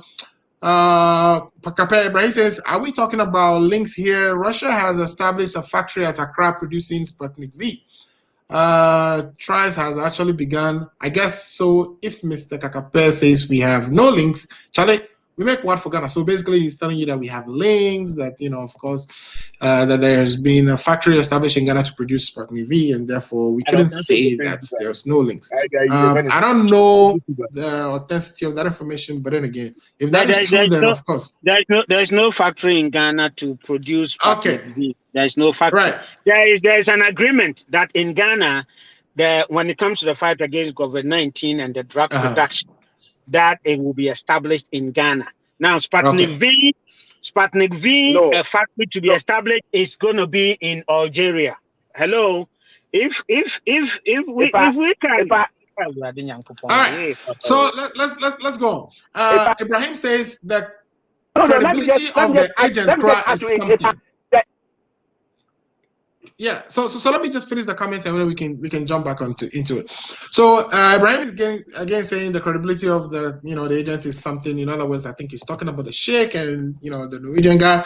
And then Buslinga says, Alfred, the propaganda is too much. Do you always have to play politics with everything? We all know how hard poor countries struggle to get this much needed vaccines. Yes, we know that, but we just expect that, when our government goes to get some of these vaccines, that they are candid with us, that they give us the right information. This vaccine has been put out there to be sold for $10. So to whatever extent they are getting it for $19 is the problem. So it's not really that we don't need a vaccine. All I'm saying is that the contractor hasn't delivered on the vaccines. Now the United States is actually releasing about 500 million doses into the COVAX scheme, and therefore chances are we are going to be getting even more vaccines from the scheme, which is what we've had before. I can even swear to you now that it will get to Ghana 2025. When are we getting all those vaccines? What are you talking about? There's no all the vaccines we've gotten in the country so far came from the COVAX scheme anyway, right? Have we gotten, and the COVAX scheme promises 6 million doses of vaccines. Have we gotten anything that we purchased? Alfred, hold on. You were talking about the 20,000 delivery that has come into the system. And what was that just from to show proof? Just to show proof, right, that they can deliver. In the country. So don't say that all the vaccines we have in Ghana is from the COVAX scheme. No, that's not true. 20,000 for them to show. But it's not the ones we purchased, right? The 20,000 is just for them to show proof that they can deliver. But we are actually contracting for 3.4. Because of the contract, it wouldn't come in, and it's going to go into whatever. And even that, look at how it was delivered. The 20,000 that wasn't delivered. We have in the country as a result of the contract. It's not from the COVAX scheme. So the 20,000 was supposed to be brought to us in February. We waited till June to actually get the 20,000. So we are saying that even these people, we are not sure they are going to deliver. And that everything we've gotten so far into the system that we've put in arms. There is nothing in this world that is assured until you see it. There is not a single thing. Even this medication, it is still a try. It is not an assurance. Even this medication that we're talking about, it is still a try. Everything in this world, there is no guarantee that we're even going to finish this program. Nothing is assured in this world. Until we are done, the challenges we are having with contracting with third parties to bring the vaccines in and all the conversations around these things, wouldn't you think that is likely to even drive the vaccine hesitancy a lot more? Because people are now, and the belief is that even when you're dealing with third parties, you should be careful with the type of vaccines they will be giving you. And this is the reason we asked for the 20K, so we could test it to see if really it is the vaccine we are looking for is good. But let me finish these comments. That is why you have your FDA to try. If your FDA will not try and prove the efficacy of the vaccine, that's another thing we can always talk about. Have agencies have people that will deliver what you ask them to do. We can speculate and continue to speculate. We speculated when the AstraZeneca was coming in. So far, I haven't heard anything, and that is not good. People are not even getting it. You talk about 1 or 2 people will die. You see, there is what is called the practicality, and there's what we call the speculation. Doubting Thomases will always come up with all these things, and it is okay to sometimes listen to some of these it guides us. But at the end of the day, let's get it and even say it is wrong. And then we correct ourselves that sitting down and saying we are not going to try at all. 30 million people need to be vaccinated. And the government cannot wait for, we don't know. America is struggling to vaccinate these people. And you talk about they're going to give us 5 million doses, so we should wait. Free stuff. We can wait for the free stuff. All right. Okay, so let me just take the last few comments and then we can bring this segment to an end and continue to the other segment. Ibrahim is saying that, Ibrahim says Frontier's healthcare cost about 16 million on COVID test at Kotoka. And Ghana's share is only 1 million. Alfred, do you know you can be a minister in Ghana? I will be a secretary, I beg. All right, let's start a campaign, right? Make Alfred minister. But by the way, that is just a quick comment that I wanted to kind of ask about that quickly. I mean, when you guys come back, you can give me something on that. So he's saying that Kotoka, the facility in Kotoka, which is a Frontier, got some $17 million, proceeds from the testing that they were doing, the one that they started, charging $150, but then they have to switch it to $50 for the ECOWAS country, etc., etc. And that Ghana or the airport authority actually got only 1 million out of that. We'll discuss that as when you guys come back, I really want you to take a quick bite at that as well. The next comment here says Sputnik V. I mean, yeah, Sputnik V is what you're talking about. Ibrahim, we got you. We know it's Sputnik V. My boss, Edward Ofori, Dr. Edward Ofori says, you don't need 20K vaccines to test the efficacy. Okay, how many do you need? Tell us. But anyway, my understanding is that 20K that was initially asked to be delivered was for them to show that they really can deliver the 3.4 million that we were intending to contract with them. But then again, the issue is with why are we dealing with third parties when we could deal with Russia? We are a country, we are not a business. We should be dealing with other countries, especially if the countries have put together facilities for us to deal with them. There are other countries who did that successfully, and those countries are not any better than us. It's not like we're just finding out that, the India case was going to get worse. We knew the India case was going to be bad way back. And so we should have taken efforts. What were we doing? Put our hand in our laps and waiting for, Indian government to tell us that they couldn't, supply the COVAX scheme again for us to go, and now looking for partners to, get the vaccines from Russia. We could have done that long ago. We could have contracted with the Russian government. First of all, we didn't even need to wait for, Indian to have that situation to be dealing with the government. We should be looking for vaccine from every corner of the world. So to the extent that we have to deal with a third party and pay $9 more than we should, it's what the problem is. Ibrahim is saying NDC and NPP Sikanu Ashe. All right, good. So those are the comments. Efa, you were gonna say something when I jumped in and tried to read the comments. So if you can go ahead and make your presentation, and then we'll bring Paul in to close on this, and then we'll switch to the next topic.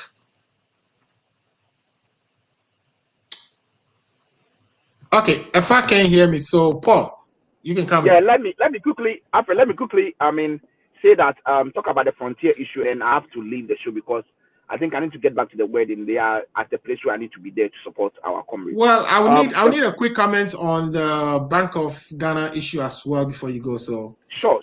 I'll do those quick. Yeah. On the frontier issue is so sad. Once again, right. My good friend Ifa will come and defend this frontier issue. Is it not right. so sad that this dubious company, once again, I call it a dubious company because the Minister for Justice, the Minister for Information, the Minister for Security, the Minister for Foreign Affairs, the Minister for Defense, the Minister for Interior, all these 6 ministers who were in charge of various tests during the 2020 COVID era are the same minister that has been appointed to head the same ministry. Right. Is it not sad that all these 6 ministers appear in the presence of the appointment committee? None of them know who this company belongs to. Right. None of them know where the company or the owners of the company. None of them know how the company got the contract. It's not so sad. And the Minister for Justice, there are 7 ministries. But are you saying there's something wrong with the company making $17 million and of course, giving Ghana 1 million? What is wrong with that? Do you think a company should not get contracts and be able to make money? Alfred, there's a lot of things wrong with it. As we speak, maybe if I can tell your listeners who are the owners of those companies, because for a whole different ministers who sit in cabinet, none of them know who are the owners for this company. Is so sad. They've just come to rip the people off. Don't forget that when this COVID came, Ghana is one of the countries that was charged the highest COVID charges at the airport. $150. I paid that money when I went to help for the election.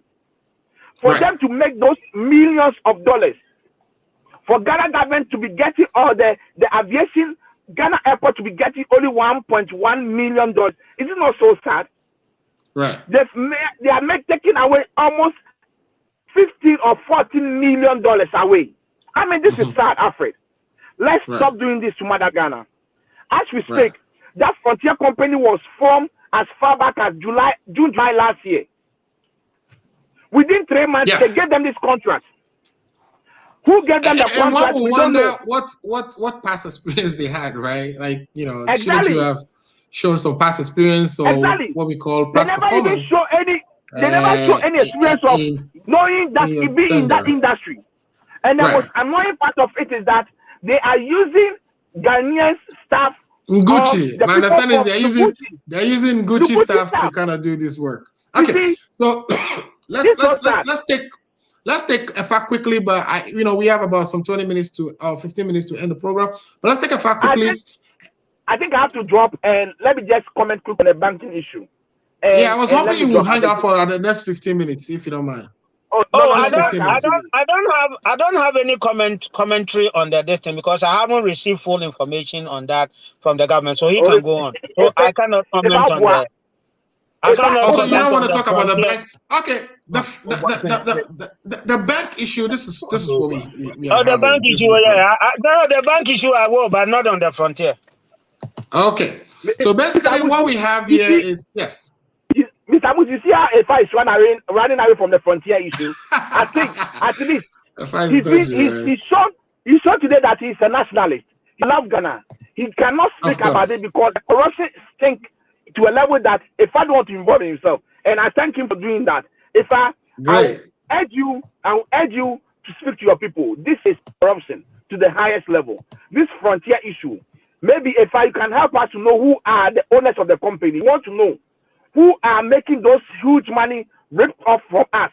When Efa went to Ghana, Efa didn't pay the $150, so he doesn't care. But I paid the $150, so I care. Right. I know for a fact that my brother Efa did not pay the $150 when he got to Ghana. I know for a fact. How did you know that? All right, let's take this one. So the law firm of Bechi, Echil, Lache and Ankuma, which is the law firm that Mr. Ace Ankuma is one of the managing directors or managing partners to, represented the Bank of Ghana to respond to a petition that was filed by UTBank and UniBank for Parliament to look into situations leading to their licenses being pulled. And I'm going to read part of this. This is just to say a reply from this. Is a petitions laid before Parliament by Honorable Mahama Yariga, Member of Parliament for Boku Central constituency, in respect of Mr. Prince Kofi Amoabeng and Dr. Kobina Dufour. Kofi Amoabeng being the owner of UTBank and Dr. Dufour being the owner of UniBank. So the background is that of course, they say they are the lawyers representing the Bank of Ghana in that case. That is the 1.1, they say from the UTBank's petition, Prince Amoabu has alleged that the Bank of Ghana contravened his fundamental human rights under the 1992 Constitution of Ghana, including the rules of administrative justice under Article 23 of the Constitution, when the Bank of Ghana revoked the banking license of UTBank and the UniBank. From the UniBank petition, and the same thing, of course, Dufour also said the same thing, that his fundamental human rights has been, violated. On the grounds stated in paragraph 1.2 and 1.3 above, the petition invite the Parliament of Ghana to, among other things, investigate the conduct of the Bank of Ghana in revoking the banking license of UT and UniBank. Directs the Bank of Ghana to restore the banking license of UT and UniBank. And 3, or C, remedy the harms caused to the property rights of the shareholders of UT and UniBank through the actions of the Bank of Ghana. So he says, from the letter, the Speaker of Parliament has constituted a committee to investigate the petition and present a report to Parliament.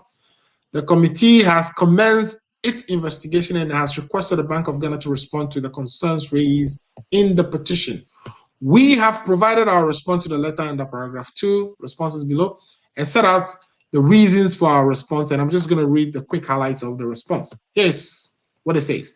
It says, our client respectfully declines to respond to the petition or participate in the investigation being conducted by Parliament based on the petitions. This is because petitions seek to procure Parliament to review decisions that the Bank of Ghana has taken pursuant to the statutory powers under the Banks and Special Deposit-Taking Institutions Act of 2016, which is Act 930. And we're going to, from now on, call it the BSTDI. The BSTDI Act provides for how persons who are aggrieved with such decisions may seek redress for their grievances, and the prescribed resolution mechanisms do not include recourse to Parliament. B, it invites Parliament to issue instructions to the Bank of Ghana in the performance of its constitutional and statutory duties of promoting economic development and efficient operation of banking and credit systems in Ghana, contrary to Section 3.2 and Section 4.1a of the Bank of Ghana Act 202, Act 6.112, as amended by the Bank of Ghana Amendment Act, which is the 2016 version, Act 918, the Bank of Ghana. All right, then it says, it alleges that breaches of human rights provisions of the Constitution pursuant to Article 125.3 and 33.1, 131, 142, and 2295.8 of the Constitution. The investigation into and determination of such allegations are vested in the judiciary to the exclusion of any other state institution, including Parliament. So that's what they're saying. They are saying that Parliament does not have any jurisdiction in this case. Mr. Paul, since you are about to leave, I would like for you to take or give me some comments on that first. Paul, are you still with us? Yeah, Paul, if you can comment on what you've heard so far. I think there's a private comment here. Sorry, I have to leave. Okay. Right. He seemed to be. I think he's. Okay, Paul, are you able to speak on this quickly? We can't hear you. I think you have yourself on mute. Me now. Right. Yeah, I can hear you now. Yeah. Go ahead. Yeah. So this is so worrying, and it's worrying because we know, and you know my stand about this banking thing. I thought this government didn't do a good job because today on News Farm, it was established that so far they've spent 25 billion in reviving the banking sector. I still maintain, and I still want to maintain over here that they could have saved some of the bank, at least UniBank, defunct Bank. They could have saved those banks, put some money into it, get new managers to manage the bank, move the owners out, get to private people to manage the bank, save the jobs that they lost, the job that has been destroyed. And it could have led us to where we are today. But whatever it is, the cost has been, the hammer has been cost already. We are asking that this government to focus. They should try and pay all the depositors their money. A banking sector that should have cost us 11 billion to fix, they've ended up spending 25 billion. It's not worth it. Right. This also is a fact to confirm that this MPP government are not competent. Something that they could have done, something that they could have brought experienced people to manage. They came in because of political gain. I personally think they did this thing because they wanted to cripple all those people that they close their accounts or they close their banks. Do for Kofi Amoabe and then Indun, all these people are their competitors. They did this thing in the knowing or deliberately to cripple the people. But at the end of it, what has it cost? It has caused a lot of unemployment. And don't let us forget that if we talk about national security, if you have high rate of youth not employed, it's a threat to the country. Right. I pray and I hope. But Paul, the situation here is that you are petitioning Parliament to get involved because you believe, the owners of the bank believe. Yeah, I know the case is in court. Yeah, the cases are in court. So should they be going to Parliament? Yeah, I think they have their right because they think they've not been treated fairly. That's what I'm saying. That there is a sort of backbiting and then trying to deliberately trying to cripple this. Dufour and co. So that is why I am saying that. They have every right to go to Parliament to seek for redress, and Parliament calling the bank. Okay, we may have lost Paul quickly there. Okay, Paul, go ahead. If not allow this to go, they should throw this Bank of Ghana to the table. They should deal with them because the Bank of Ghana is not bigger than Parliament. Parliament is the arm of government. It's another legislative arm of government who has sole authority to invite these people to answer questions. To me,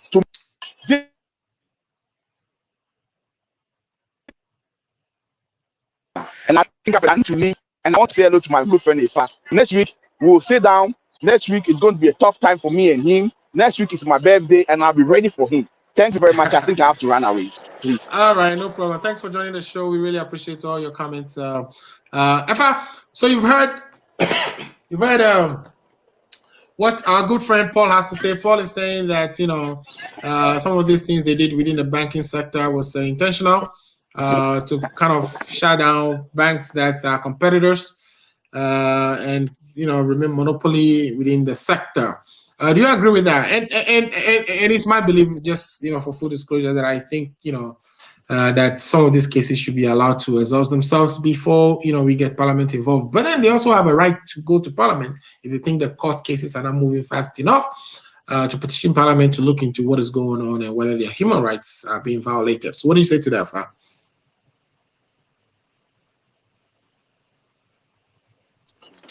Yeah, hello. Yeah. Can you hear me? Yeah, I can hear you. Yeah, very good. Yeah, so the banking sector crisis. Yeah, when these are issues of governance, right? With that aspect will be corporate governance and stuff like that. There are laws governing how financial transactions and whatever it is are dealt with in the country. As far back as was it 2015, 2016 was when we were made to know that there has been a Ponzi. What was the word? There has been a Ponzi scheme in the banking sector, and it is shaking, and we need to do something. We were made to be aware. So, what were you supposed to have done? Now, we are being told that the banks could have been saved in another way. Why didn't we do it then? Right? Now, that's a question to you and your government, right? So why didn't exactly. You do it? Exactly. This is what they did. This is what they did. All these things he's talking about, right? The banks were giving money. They were giving money for them to take care of whatever it is the problem in there. And what were we told? Right? They took the money. Who gave the money to the bank? The former administration before we took over in 2017. The banks were giving money for them to become strong, to take care of whatever they need to take care of. I am not particularly aware that they were giving money. I know they did the asset the asset valuations were done, and there were problems. Majority of the loans that the banks have on their books are non-performing loans, are loans that they actually gave themselves. Yes. And so the situation was known under the previous administration, and the previous administration kind of put up a plan on how they were going to deal with it. But unfortunately, they were voted out of government, and MPP inherited this problem. And so, as to whether there was some money exchanging hands between the previous government, no, and the MPP is not something. If you say money exchanging hands, it's like some kind of behind the scenes thing. No. Yeah, that wasn't what happened. Now, when the government identified that there's a problem with the banking sector, right? They give them some money for them to, kind of do what they need to do to get to their whatever they need to do. These banking stuff and what they're supposed to do. Now, that's what I'm saying. I'm not aware of that, but I'll find that again. I'll find that information and I will send that to you. But right, let's even put that one aside. If we say NDC had a plan to do whatever, we were told at the State of the Nation's address of the Ponzi schemes and whatever, and that is going to collapse, right? And that it was going to collapse. Okay, any comprehensive whatever was mere talk and wasn't an action. Because they have been in power for 8 years and couldn't do anything. Now, what I'm talking about is right here. It says starting in 2015, UniBank Limited took a total 800 million cedis, and Capital Bank received 620 million cedis in liquidity support from the Bank of Ghana, coupled with rising non-performing. Yeah, so something happened, right? They had this one was this was in 2015. So this happened, and still And we were, when the report came with what the government did, we all realized that they took the money and started doing whatever. They loaned themselves and all sorts of deals and whatever. Well, buying. I guess let's stay on the issue. The issue really is. I'm coming on the issue. But if we don't, okay. So if you go and two people are fighting, right? You ask them what happened yesterday, or what happened, what brought you here. So it is not the two of them standing there exchanging things that we're going to base on. Okay, so let me recount, and then I'm going to learn. But we can definitely do a bank. Crisis. You allow Paul to divert No, I try to bring Paul, the public, and you don't want me to explain. I try to bring Paul back to the issue, which is, them taking the case to Parliament and petitioning Parliament to look into their perceived or alleged violation of their human rights. That is the issue. Should they be going there? Because if you look at the letter written by Mr. Hood, you've read extensively. We saw that. Paul did not even address all these things. He was roaming about. And when I quoted that the banks were bailed out, you told me you were not aware of that information. I'm not aware. So you told me. Now I'm aware. I've read it to you. Yes. So I'm telling you that people were there stealing money that has been given to them to do whatever. You are doing the investigation that the petitioners are asking Parliament to do. I don't think you and I have all the facts of that matter. So I just read to you that they were giving liquidity support. Within 2 years, did you see that liquidity support? Does liquidity support mean their human rights have not been violated? I mean, the case is before Parliament. If your human rights have been violated, you go to court. Well, but what I'm saying is, no, if your human rights have been violated as a bank, you go to court. Exactly what Isakuma put in the letter, that the judiciary is who has to deal with that. But I'm saying that Parliament still have some power over the Bank of Ghana, right or wrong? They have the power to invite them, but they don't have a power through somebody coming and that is the invitation. No, it's not. In any case, a citizen can petition Parliament to invite somebody. It is not up to the person to say frequently. Alfred, we all know that Parliament can invite and they can investigate, but it's not going to do anything. Parliament cannot compensate. Can you let me finish? Parliament can make recommendation. Parliament can do this. Do this, recommend this, blah blah blah. You see, they will issue a white paper. It's a committee, right? They will issue a white paper, and then nothing happens. But in the court, if the court says, hey, the bank was not closed properly, give it back. The government don't have a choice.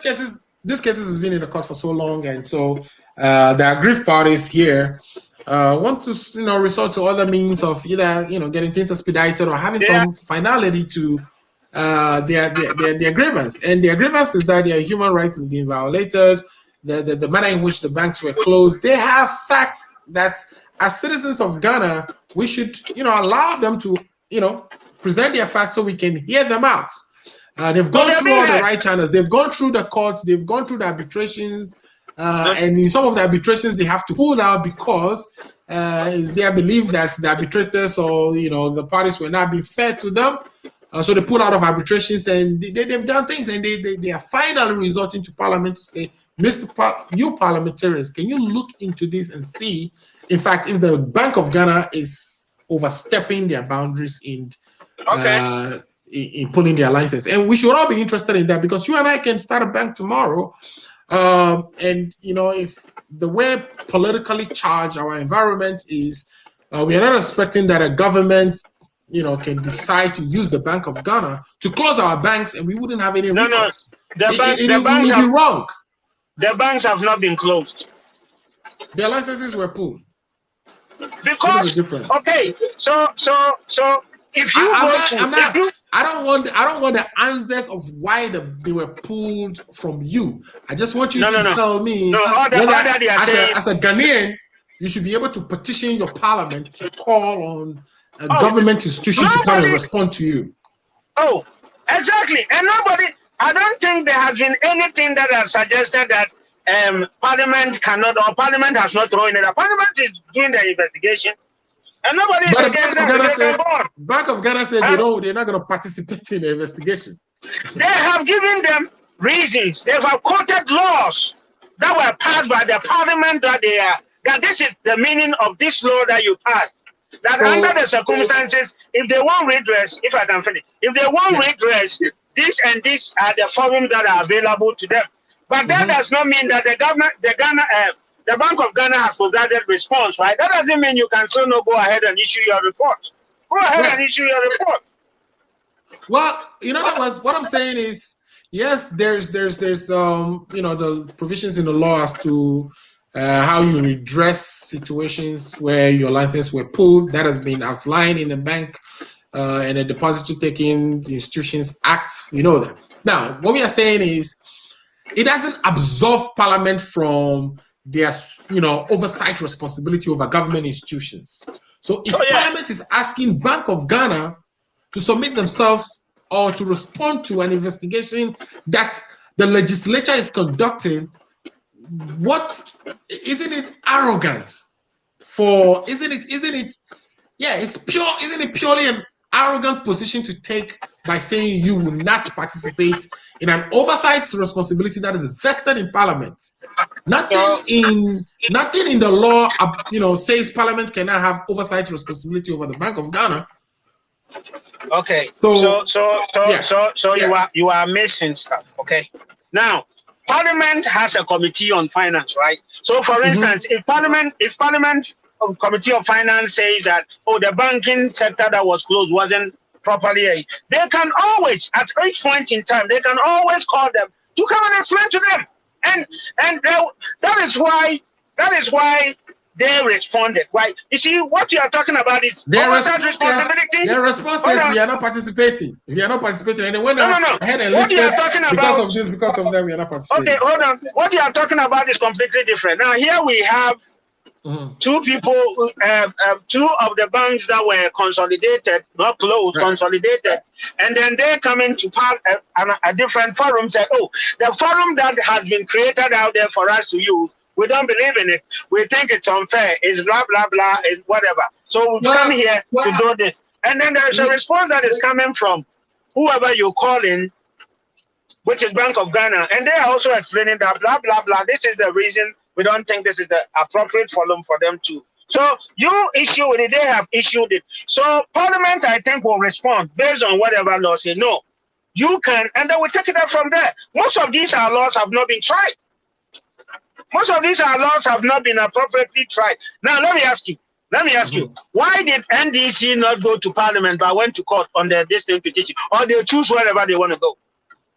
Yeah, but I'm saying that NDC was dealing with what electoral commissioner, right? And NDC decided that we go to courts and it's a state institution, right? Right. But it doesn't mean that Parliament cannot invite the electoral commissioner to come and answer to certain questions. Exactly. Again, we also know that the electoral commission is independent institution on its own, so really it doesn't have to take instructions from Parliament. So Bank of Ghana is not independent institution. Bank of Ghana shouldn't also take instructions from the Parliament, but it does not stop Parliament from inviting them. It does not stop Parliament from inviting them to respond to specific allegations that has been leveled against them. So that's my point. That's all I wanted to say. I know there are certain things in there that I disagree with, like having there's a second part where they were asking Parliament to instruct the bank to do XYZ. The bank has an act that spells out what the bank should do. So that Parliament, if Parliament wants to change the act, Parliament should go ahead and change the act. Maybe out of this investigation, Parliament may decide that let's change the act. So we still want the bank to submit themselves to those response and be part of the investigation and cooperate. What are they hiding? If you're not hiding anything, why wouldn't you cooperate in a simple investigation as to whether you were in violation? Is Bank of Ghana above violating somebody's rights? In the cases we've seen where if you look at the allegations, the Mr. Moabane and Dufour are making, there were steps that the bank was supposed to take in before their licenses were pulled, that the bank didn't exhaust those steps. What do you call it? The person they chose from KPMG to represent the bank in dealing with UT and UniBank, we saw all the SSs that came out of that. Even that guy has to resign and go away. But these are some of the things that, you know, those people involved, like the Dufour, the shareholders, and Amoabe are trying to get redresses for. And in the court, the cases are being delayed. In arbitration, the choosing of the arbitrators and were being, massaged against them, and they wanted a neutral body to look into these things. They're not saying, they just want Parliament to look at it, and Parliament should come to sort of intermediation so that, the right thing is done here. And, I think all Ghanaians should be interested in that. Paul, I said, Paul, give us your final words on this, and let's bring the program to an end.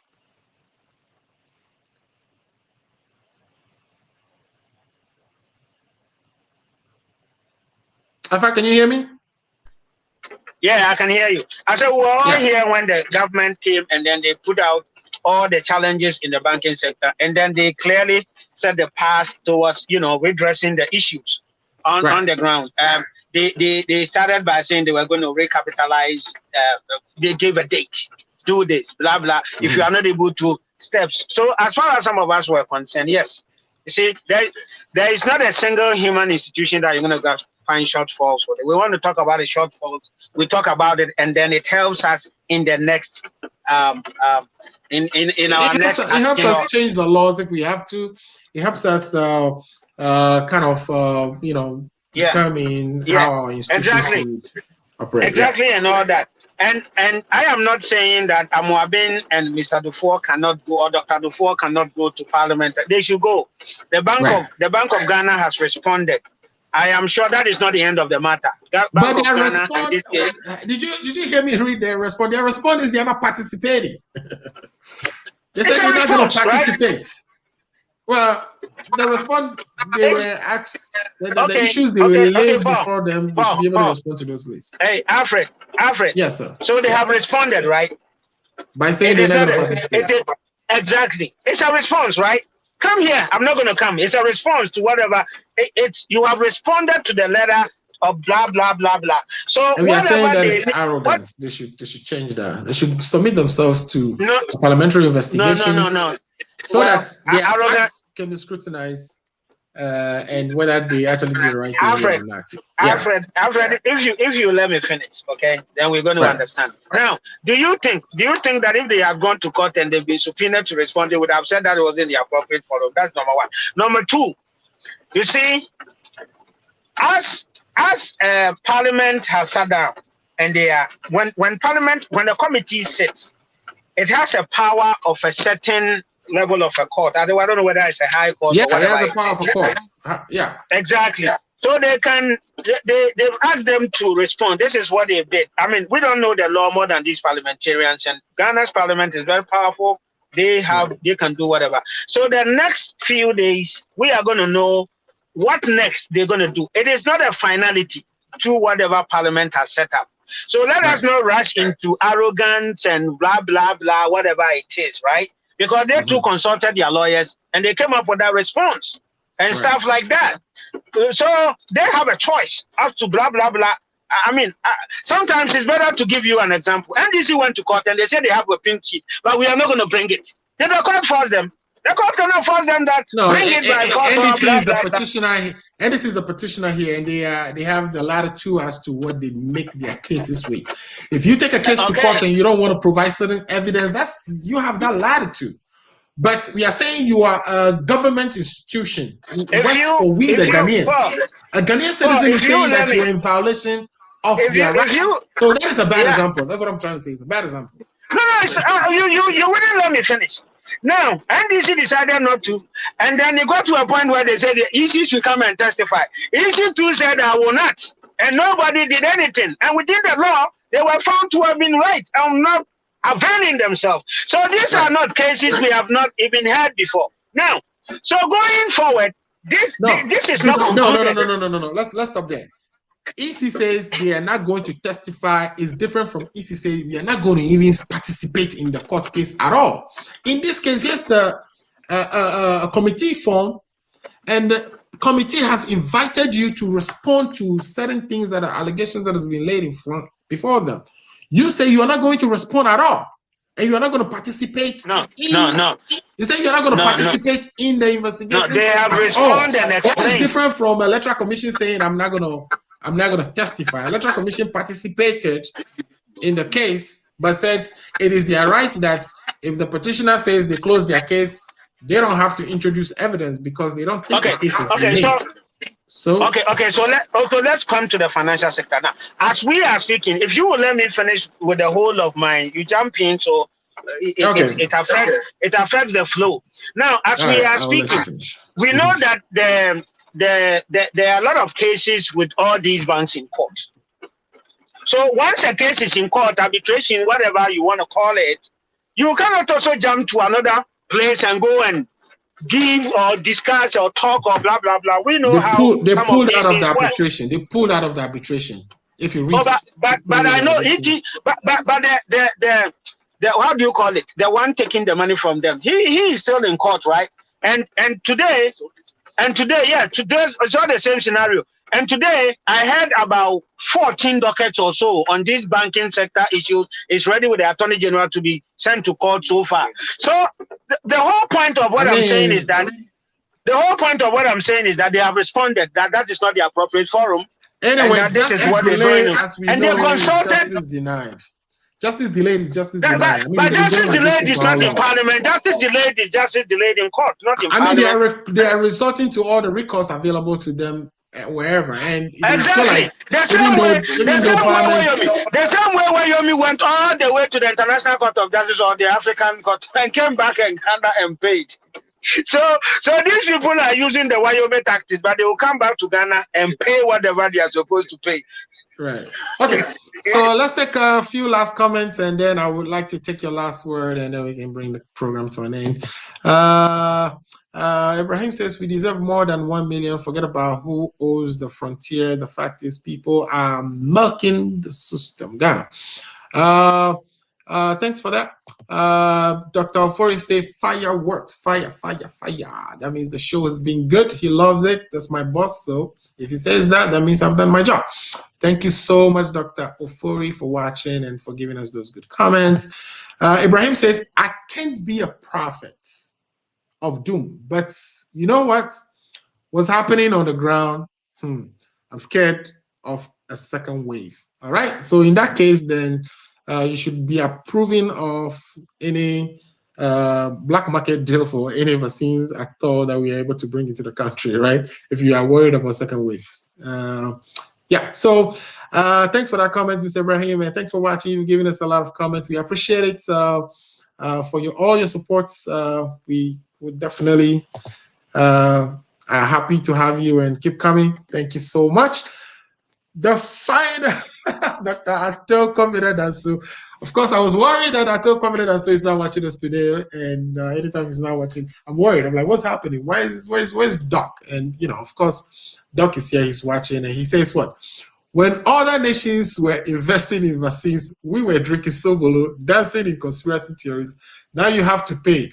Well, we have to pay now. And sometimes it looks like somebody who knows that definitely, I don't think they need to buy vaccine just to merge. It's not something that we know COVAX was only going to give us 6 million. They've told us from the beginning.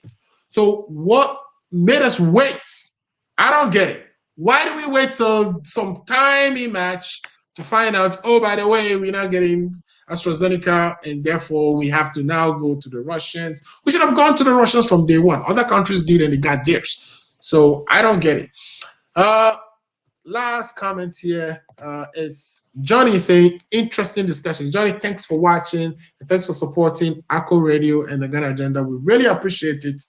Now, Paul, so those are the comments I have read. Do you have any comments, questions on any one of them? Also, if you can give me your last words on all the things we've discussed today, on both the vaccine acquisition and, of course, the, arrogance of Bank of Ghana, in refusing to participate in a duly constituted committee of parliament. Yeah, thank you very much. We appreciate the comments of the viewers. I mean, we all don't know. I mean, I don't come here and I claim to know it all. I would never do that. So everyone is entitled to their opinion. But at the end of the day, something ought to be done. So when it comes to the case of the vaccines, right? I mean, we sometimes we wait for handouts and people say, hey, when are you also going to be a man, right? When it was coming into Ghana, when the 600,000 was coming into Ghana, we were all here when people are saying, hey, maybe we are going to be used as guinea pigs. And now it got to Ghana, and then it became a hot cake for. A hot cake. So I mean, they were giving the parliamentarians, was it 200,000 doses or well, man, Bagwin was kind of like, man, it's not enough, man. We need to get the vaccines first. But so at the end of the day, it's all good. It's nation building. Everybody has a stake in it. We all share our opinion and stuff like that. Now, for me, I'm not defending. There are certain things I don't agree with the government. There are certain things I don't have information about. But you see, some of us are in business. We are in business. We go to the market. We buy. When something is a hot cake, Bema. Maybe some countries are fighting over why you bought it this and blah blah. But at the end of the day, the government will look at it and say, "My people are passing." But you know, is it incompetence? Because of course, like we said, they could have bought. Then Israel, a powerful nation that Israel is the most incompetent country. I didn't know that. We are saying that they could have gotten these deals down long ago. We know that. How do you know? Out of a population of 31 million, you were promised only 6 million. You know that you have to buy the rest to get to the 70%. Where? From where? Get it from where? Get it from where? But I'm saying that, right? I'm saying that, you know, Russia has Sputnik V. US has Pfizer, Moderna. And Moderna. The same place Israel was buying it from, is that place close to Ghana? Ghana can also buy from the same place. But I'm saying I'm also saying that the fact that we are talking about pricing here. We are not talking about availability. We are talking about pricing and how you get it. I'm saying you had Minister Oforiatta says that there is so much vaccines to get around, and there's some cynicism. That's his favorite word. There's some cynicism in the system. So I'm saying a government who knows that you are only getting 6 million, but you have 31 million, people that perhaps you're going to need about some 20 million people to be vaccinated. Right. All right. Right. So out of that 6, you would need to actually get about some 14 millions. All right. Right. From day one, from when Corona, from a year ago. So what arrangement do you have? No. Okay, hold on right. COVAX told Ghana since March of 2020. What percentage of the sales Ghana was going to get, and Ghana knew that they have to buy the rest. Okay, so you say as of March, the COVID vaccines 2020, were ready, right? As of March 2020. As of March 2020, the coronavirus vaccines were ready. What? No, when World Health Organization declared the pandemic, they had constituted a COVAX, and they said they were going to. Where was the vaccine? Where was the vaccines in March 2020? Where was the vaccine? No, you're not listening. I'm saying that when was COVAX constituted? COVAX was constituted when it declared the emergency, and COVAX had promised that vaccinations they will give 20% to each country that they will be supporting, that they will get 20%. When I say March, when I say June, I'm trying to say that way back in 2020, the government is aware of what COVAX was going to be given to Ghana.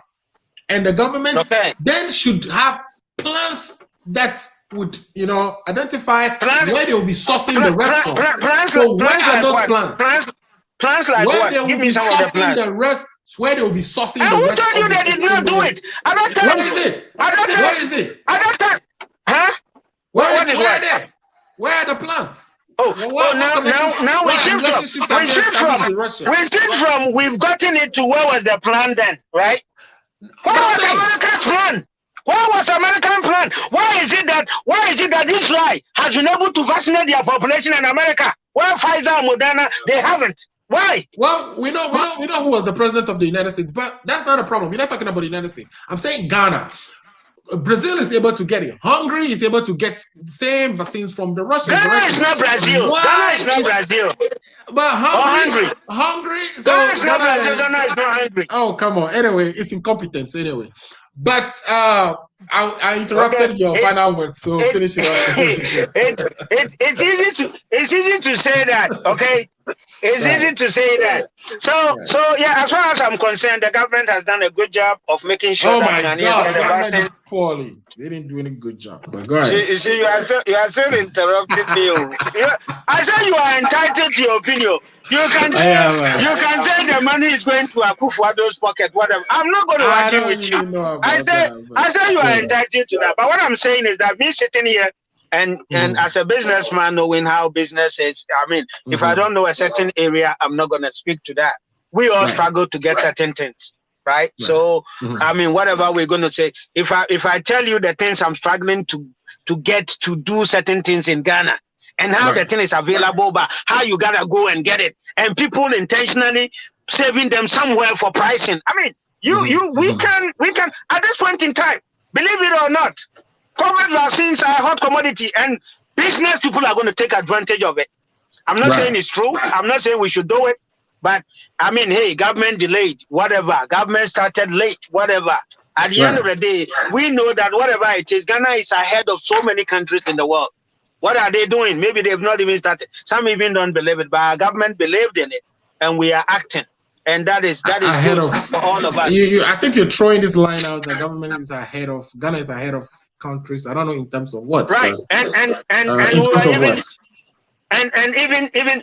Do you know that we even got some supplies from Congo because they didn't have the capacity to store. You mean the expired ones that we throw away? Oh, come on now. Congo didn't want the AstraZeneca vaccine because they thought, the blood clot issues that was coming out caused them to now want Ghana, we want it. So we got the man, by the time we got them, they were expired anyway. Anyway, I haven't heard about that. That's fine. So that is that. Now, the other issues about the Bank of Ghana and Parliament and Amwabin and Dr. Dufour writing to them. It's all a process. It's all part of the process, right? Anytime issues come, you call before a committee, you respond. They take it up from there. Today this, today that. But what I know is that is not an end to the committee's work. So the committee still has whatever they're going to look down the books before them, the laws and acts and whatever their terms of references, and then we're going to have more information going forward. But it's all part of the process. Everybody, people are put in positions to work. They are lawyers and all these people. You're wrong, you are not wrong. Then we chart a path for the future. I am not normally bothered about we gotta fix the problem today and now. No, I'm not really bothered about that. Like you said. What happens to the future?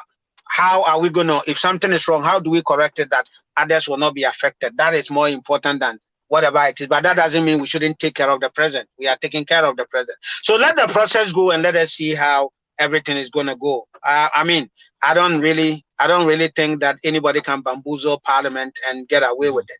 But the Bank of Ghana has responded, good or bad. Let's see how the response from Parliament goes and we take it up from there. But all this will boil up to the fact that MPP is breaking the 8 and 2024 we are winning. I'll be in Ghana. Thank you very much and thanks for everybody. MPP is breaking the 8 is Mr. Fast final words. In other words, what I mean is that he believes MPP is going to win again in the next election. If you ask the NDC, they will say, heck no, that's never going to happen. Ghanaians are ready to throw this government away. And with all these deals that they are doing, which is charging excessive prices, above prices that have been announced by countries that are actually manufacturing and selling these things, and they'll tell you, hey, some of these are, what do you call it? This is a factory prices.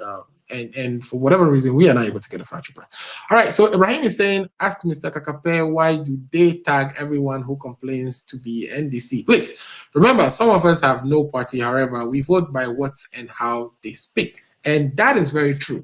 There are so many people who, of course, listen to our program and, discerning just by what they hear from government communicators like yourself, Rafa. So he's appealing for you to win him versus label him or others as NDC. The fact that, the government is being criticized or whoever is criticizing the government does not necessarily mean that person is NDC.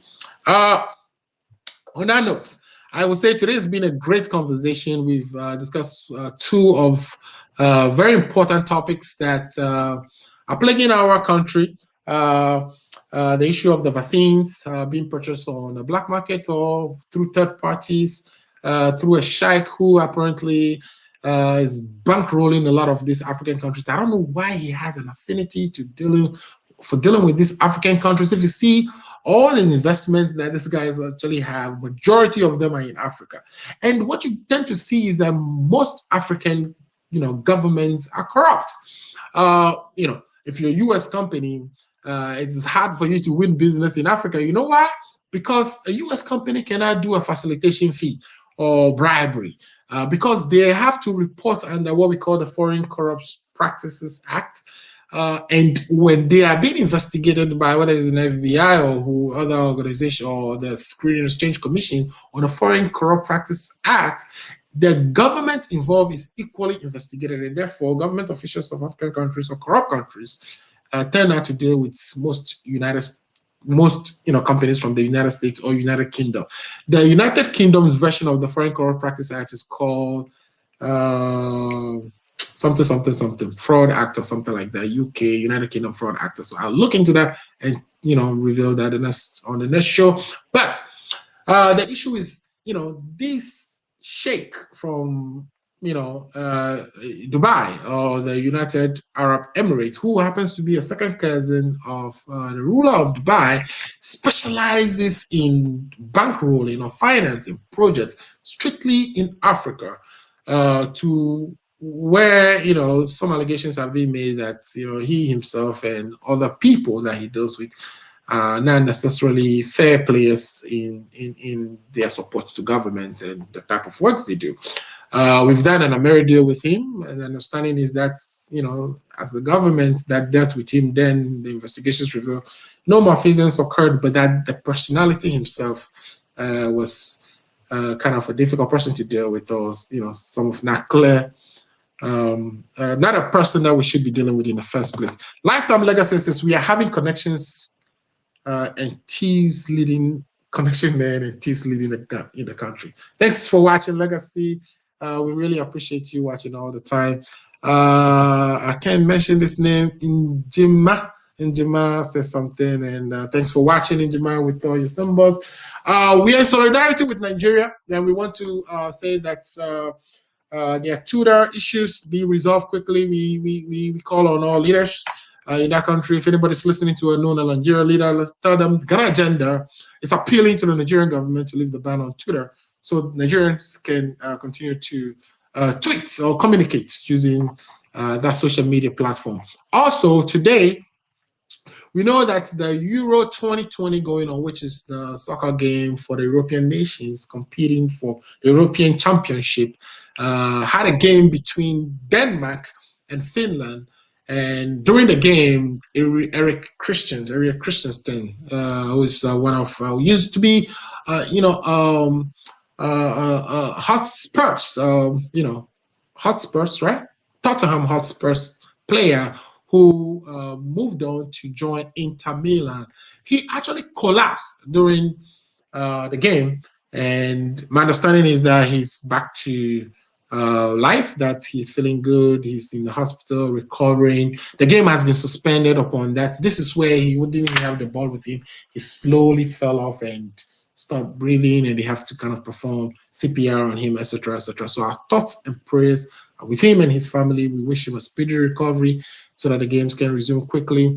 So with that, I will say thanks for watching the Ghana Agenda today. We've done a little bit of change in here. You can see we have a good new microphone. Hopefully it has increased the quality of our sound, and that is what we stand for on ARCO Radio. We are quality, and we are number one in radio, and of course, social media communication in the diaspora. Now, I am going to end today's show here, and I wanted to, wouldn't do so without saying thanks to all my viewers for sticking with me for the last 2 hours and for all the contributions, the comments. We really appreciate them. Keep coming. Next week, we'll be back with some very interesting topics for you. If you have anything you would like to discuss, we are hoping have the capability to actually pick calls now. And what we'll be doing is next week when we come, we'll try to see. I'll try to test it before we come. I didn't do proper testing, I guess, and so I wasn't able to, pipe the calls through. Or even though I kind of route the calls through, I'm not hearing the caller. So next week, however, we'll do all the testing, make sure we got the numbers ready, and you can call in or dial into the program and contribute. Again, thanks for watching. I think some last comments came in here, which is from Ibrahim that says, collapsing on a pack. If I be Ghana and Kwan, we go talk, say, it be juju. It be true, Charlie. The man just fall away, unfortunately. They have to suspend the game. He couldn't breathe. They have to perform CPR on him, take him to the hospital. But understanding is he's back, he's resuscitated. And that is a good news that he's able to, come back. Some people, get into those situations and they pass, but luckily he survived. So thanks for watching the program. Thanks, Ibrahim, for all the comments. We really appreciate it. We'll be back next week. Tell a friend to tell a friend. The Ghana Agenda is on every Saturday from 2 p.m. Thanks for watching. Bye.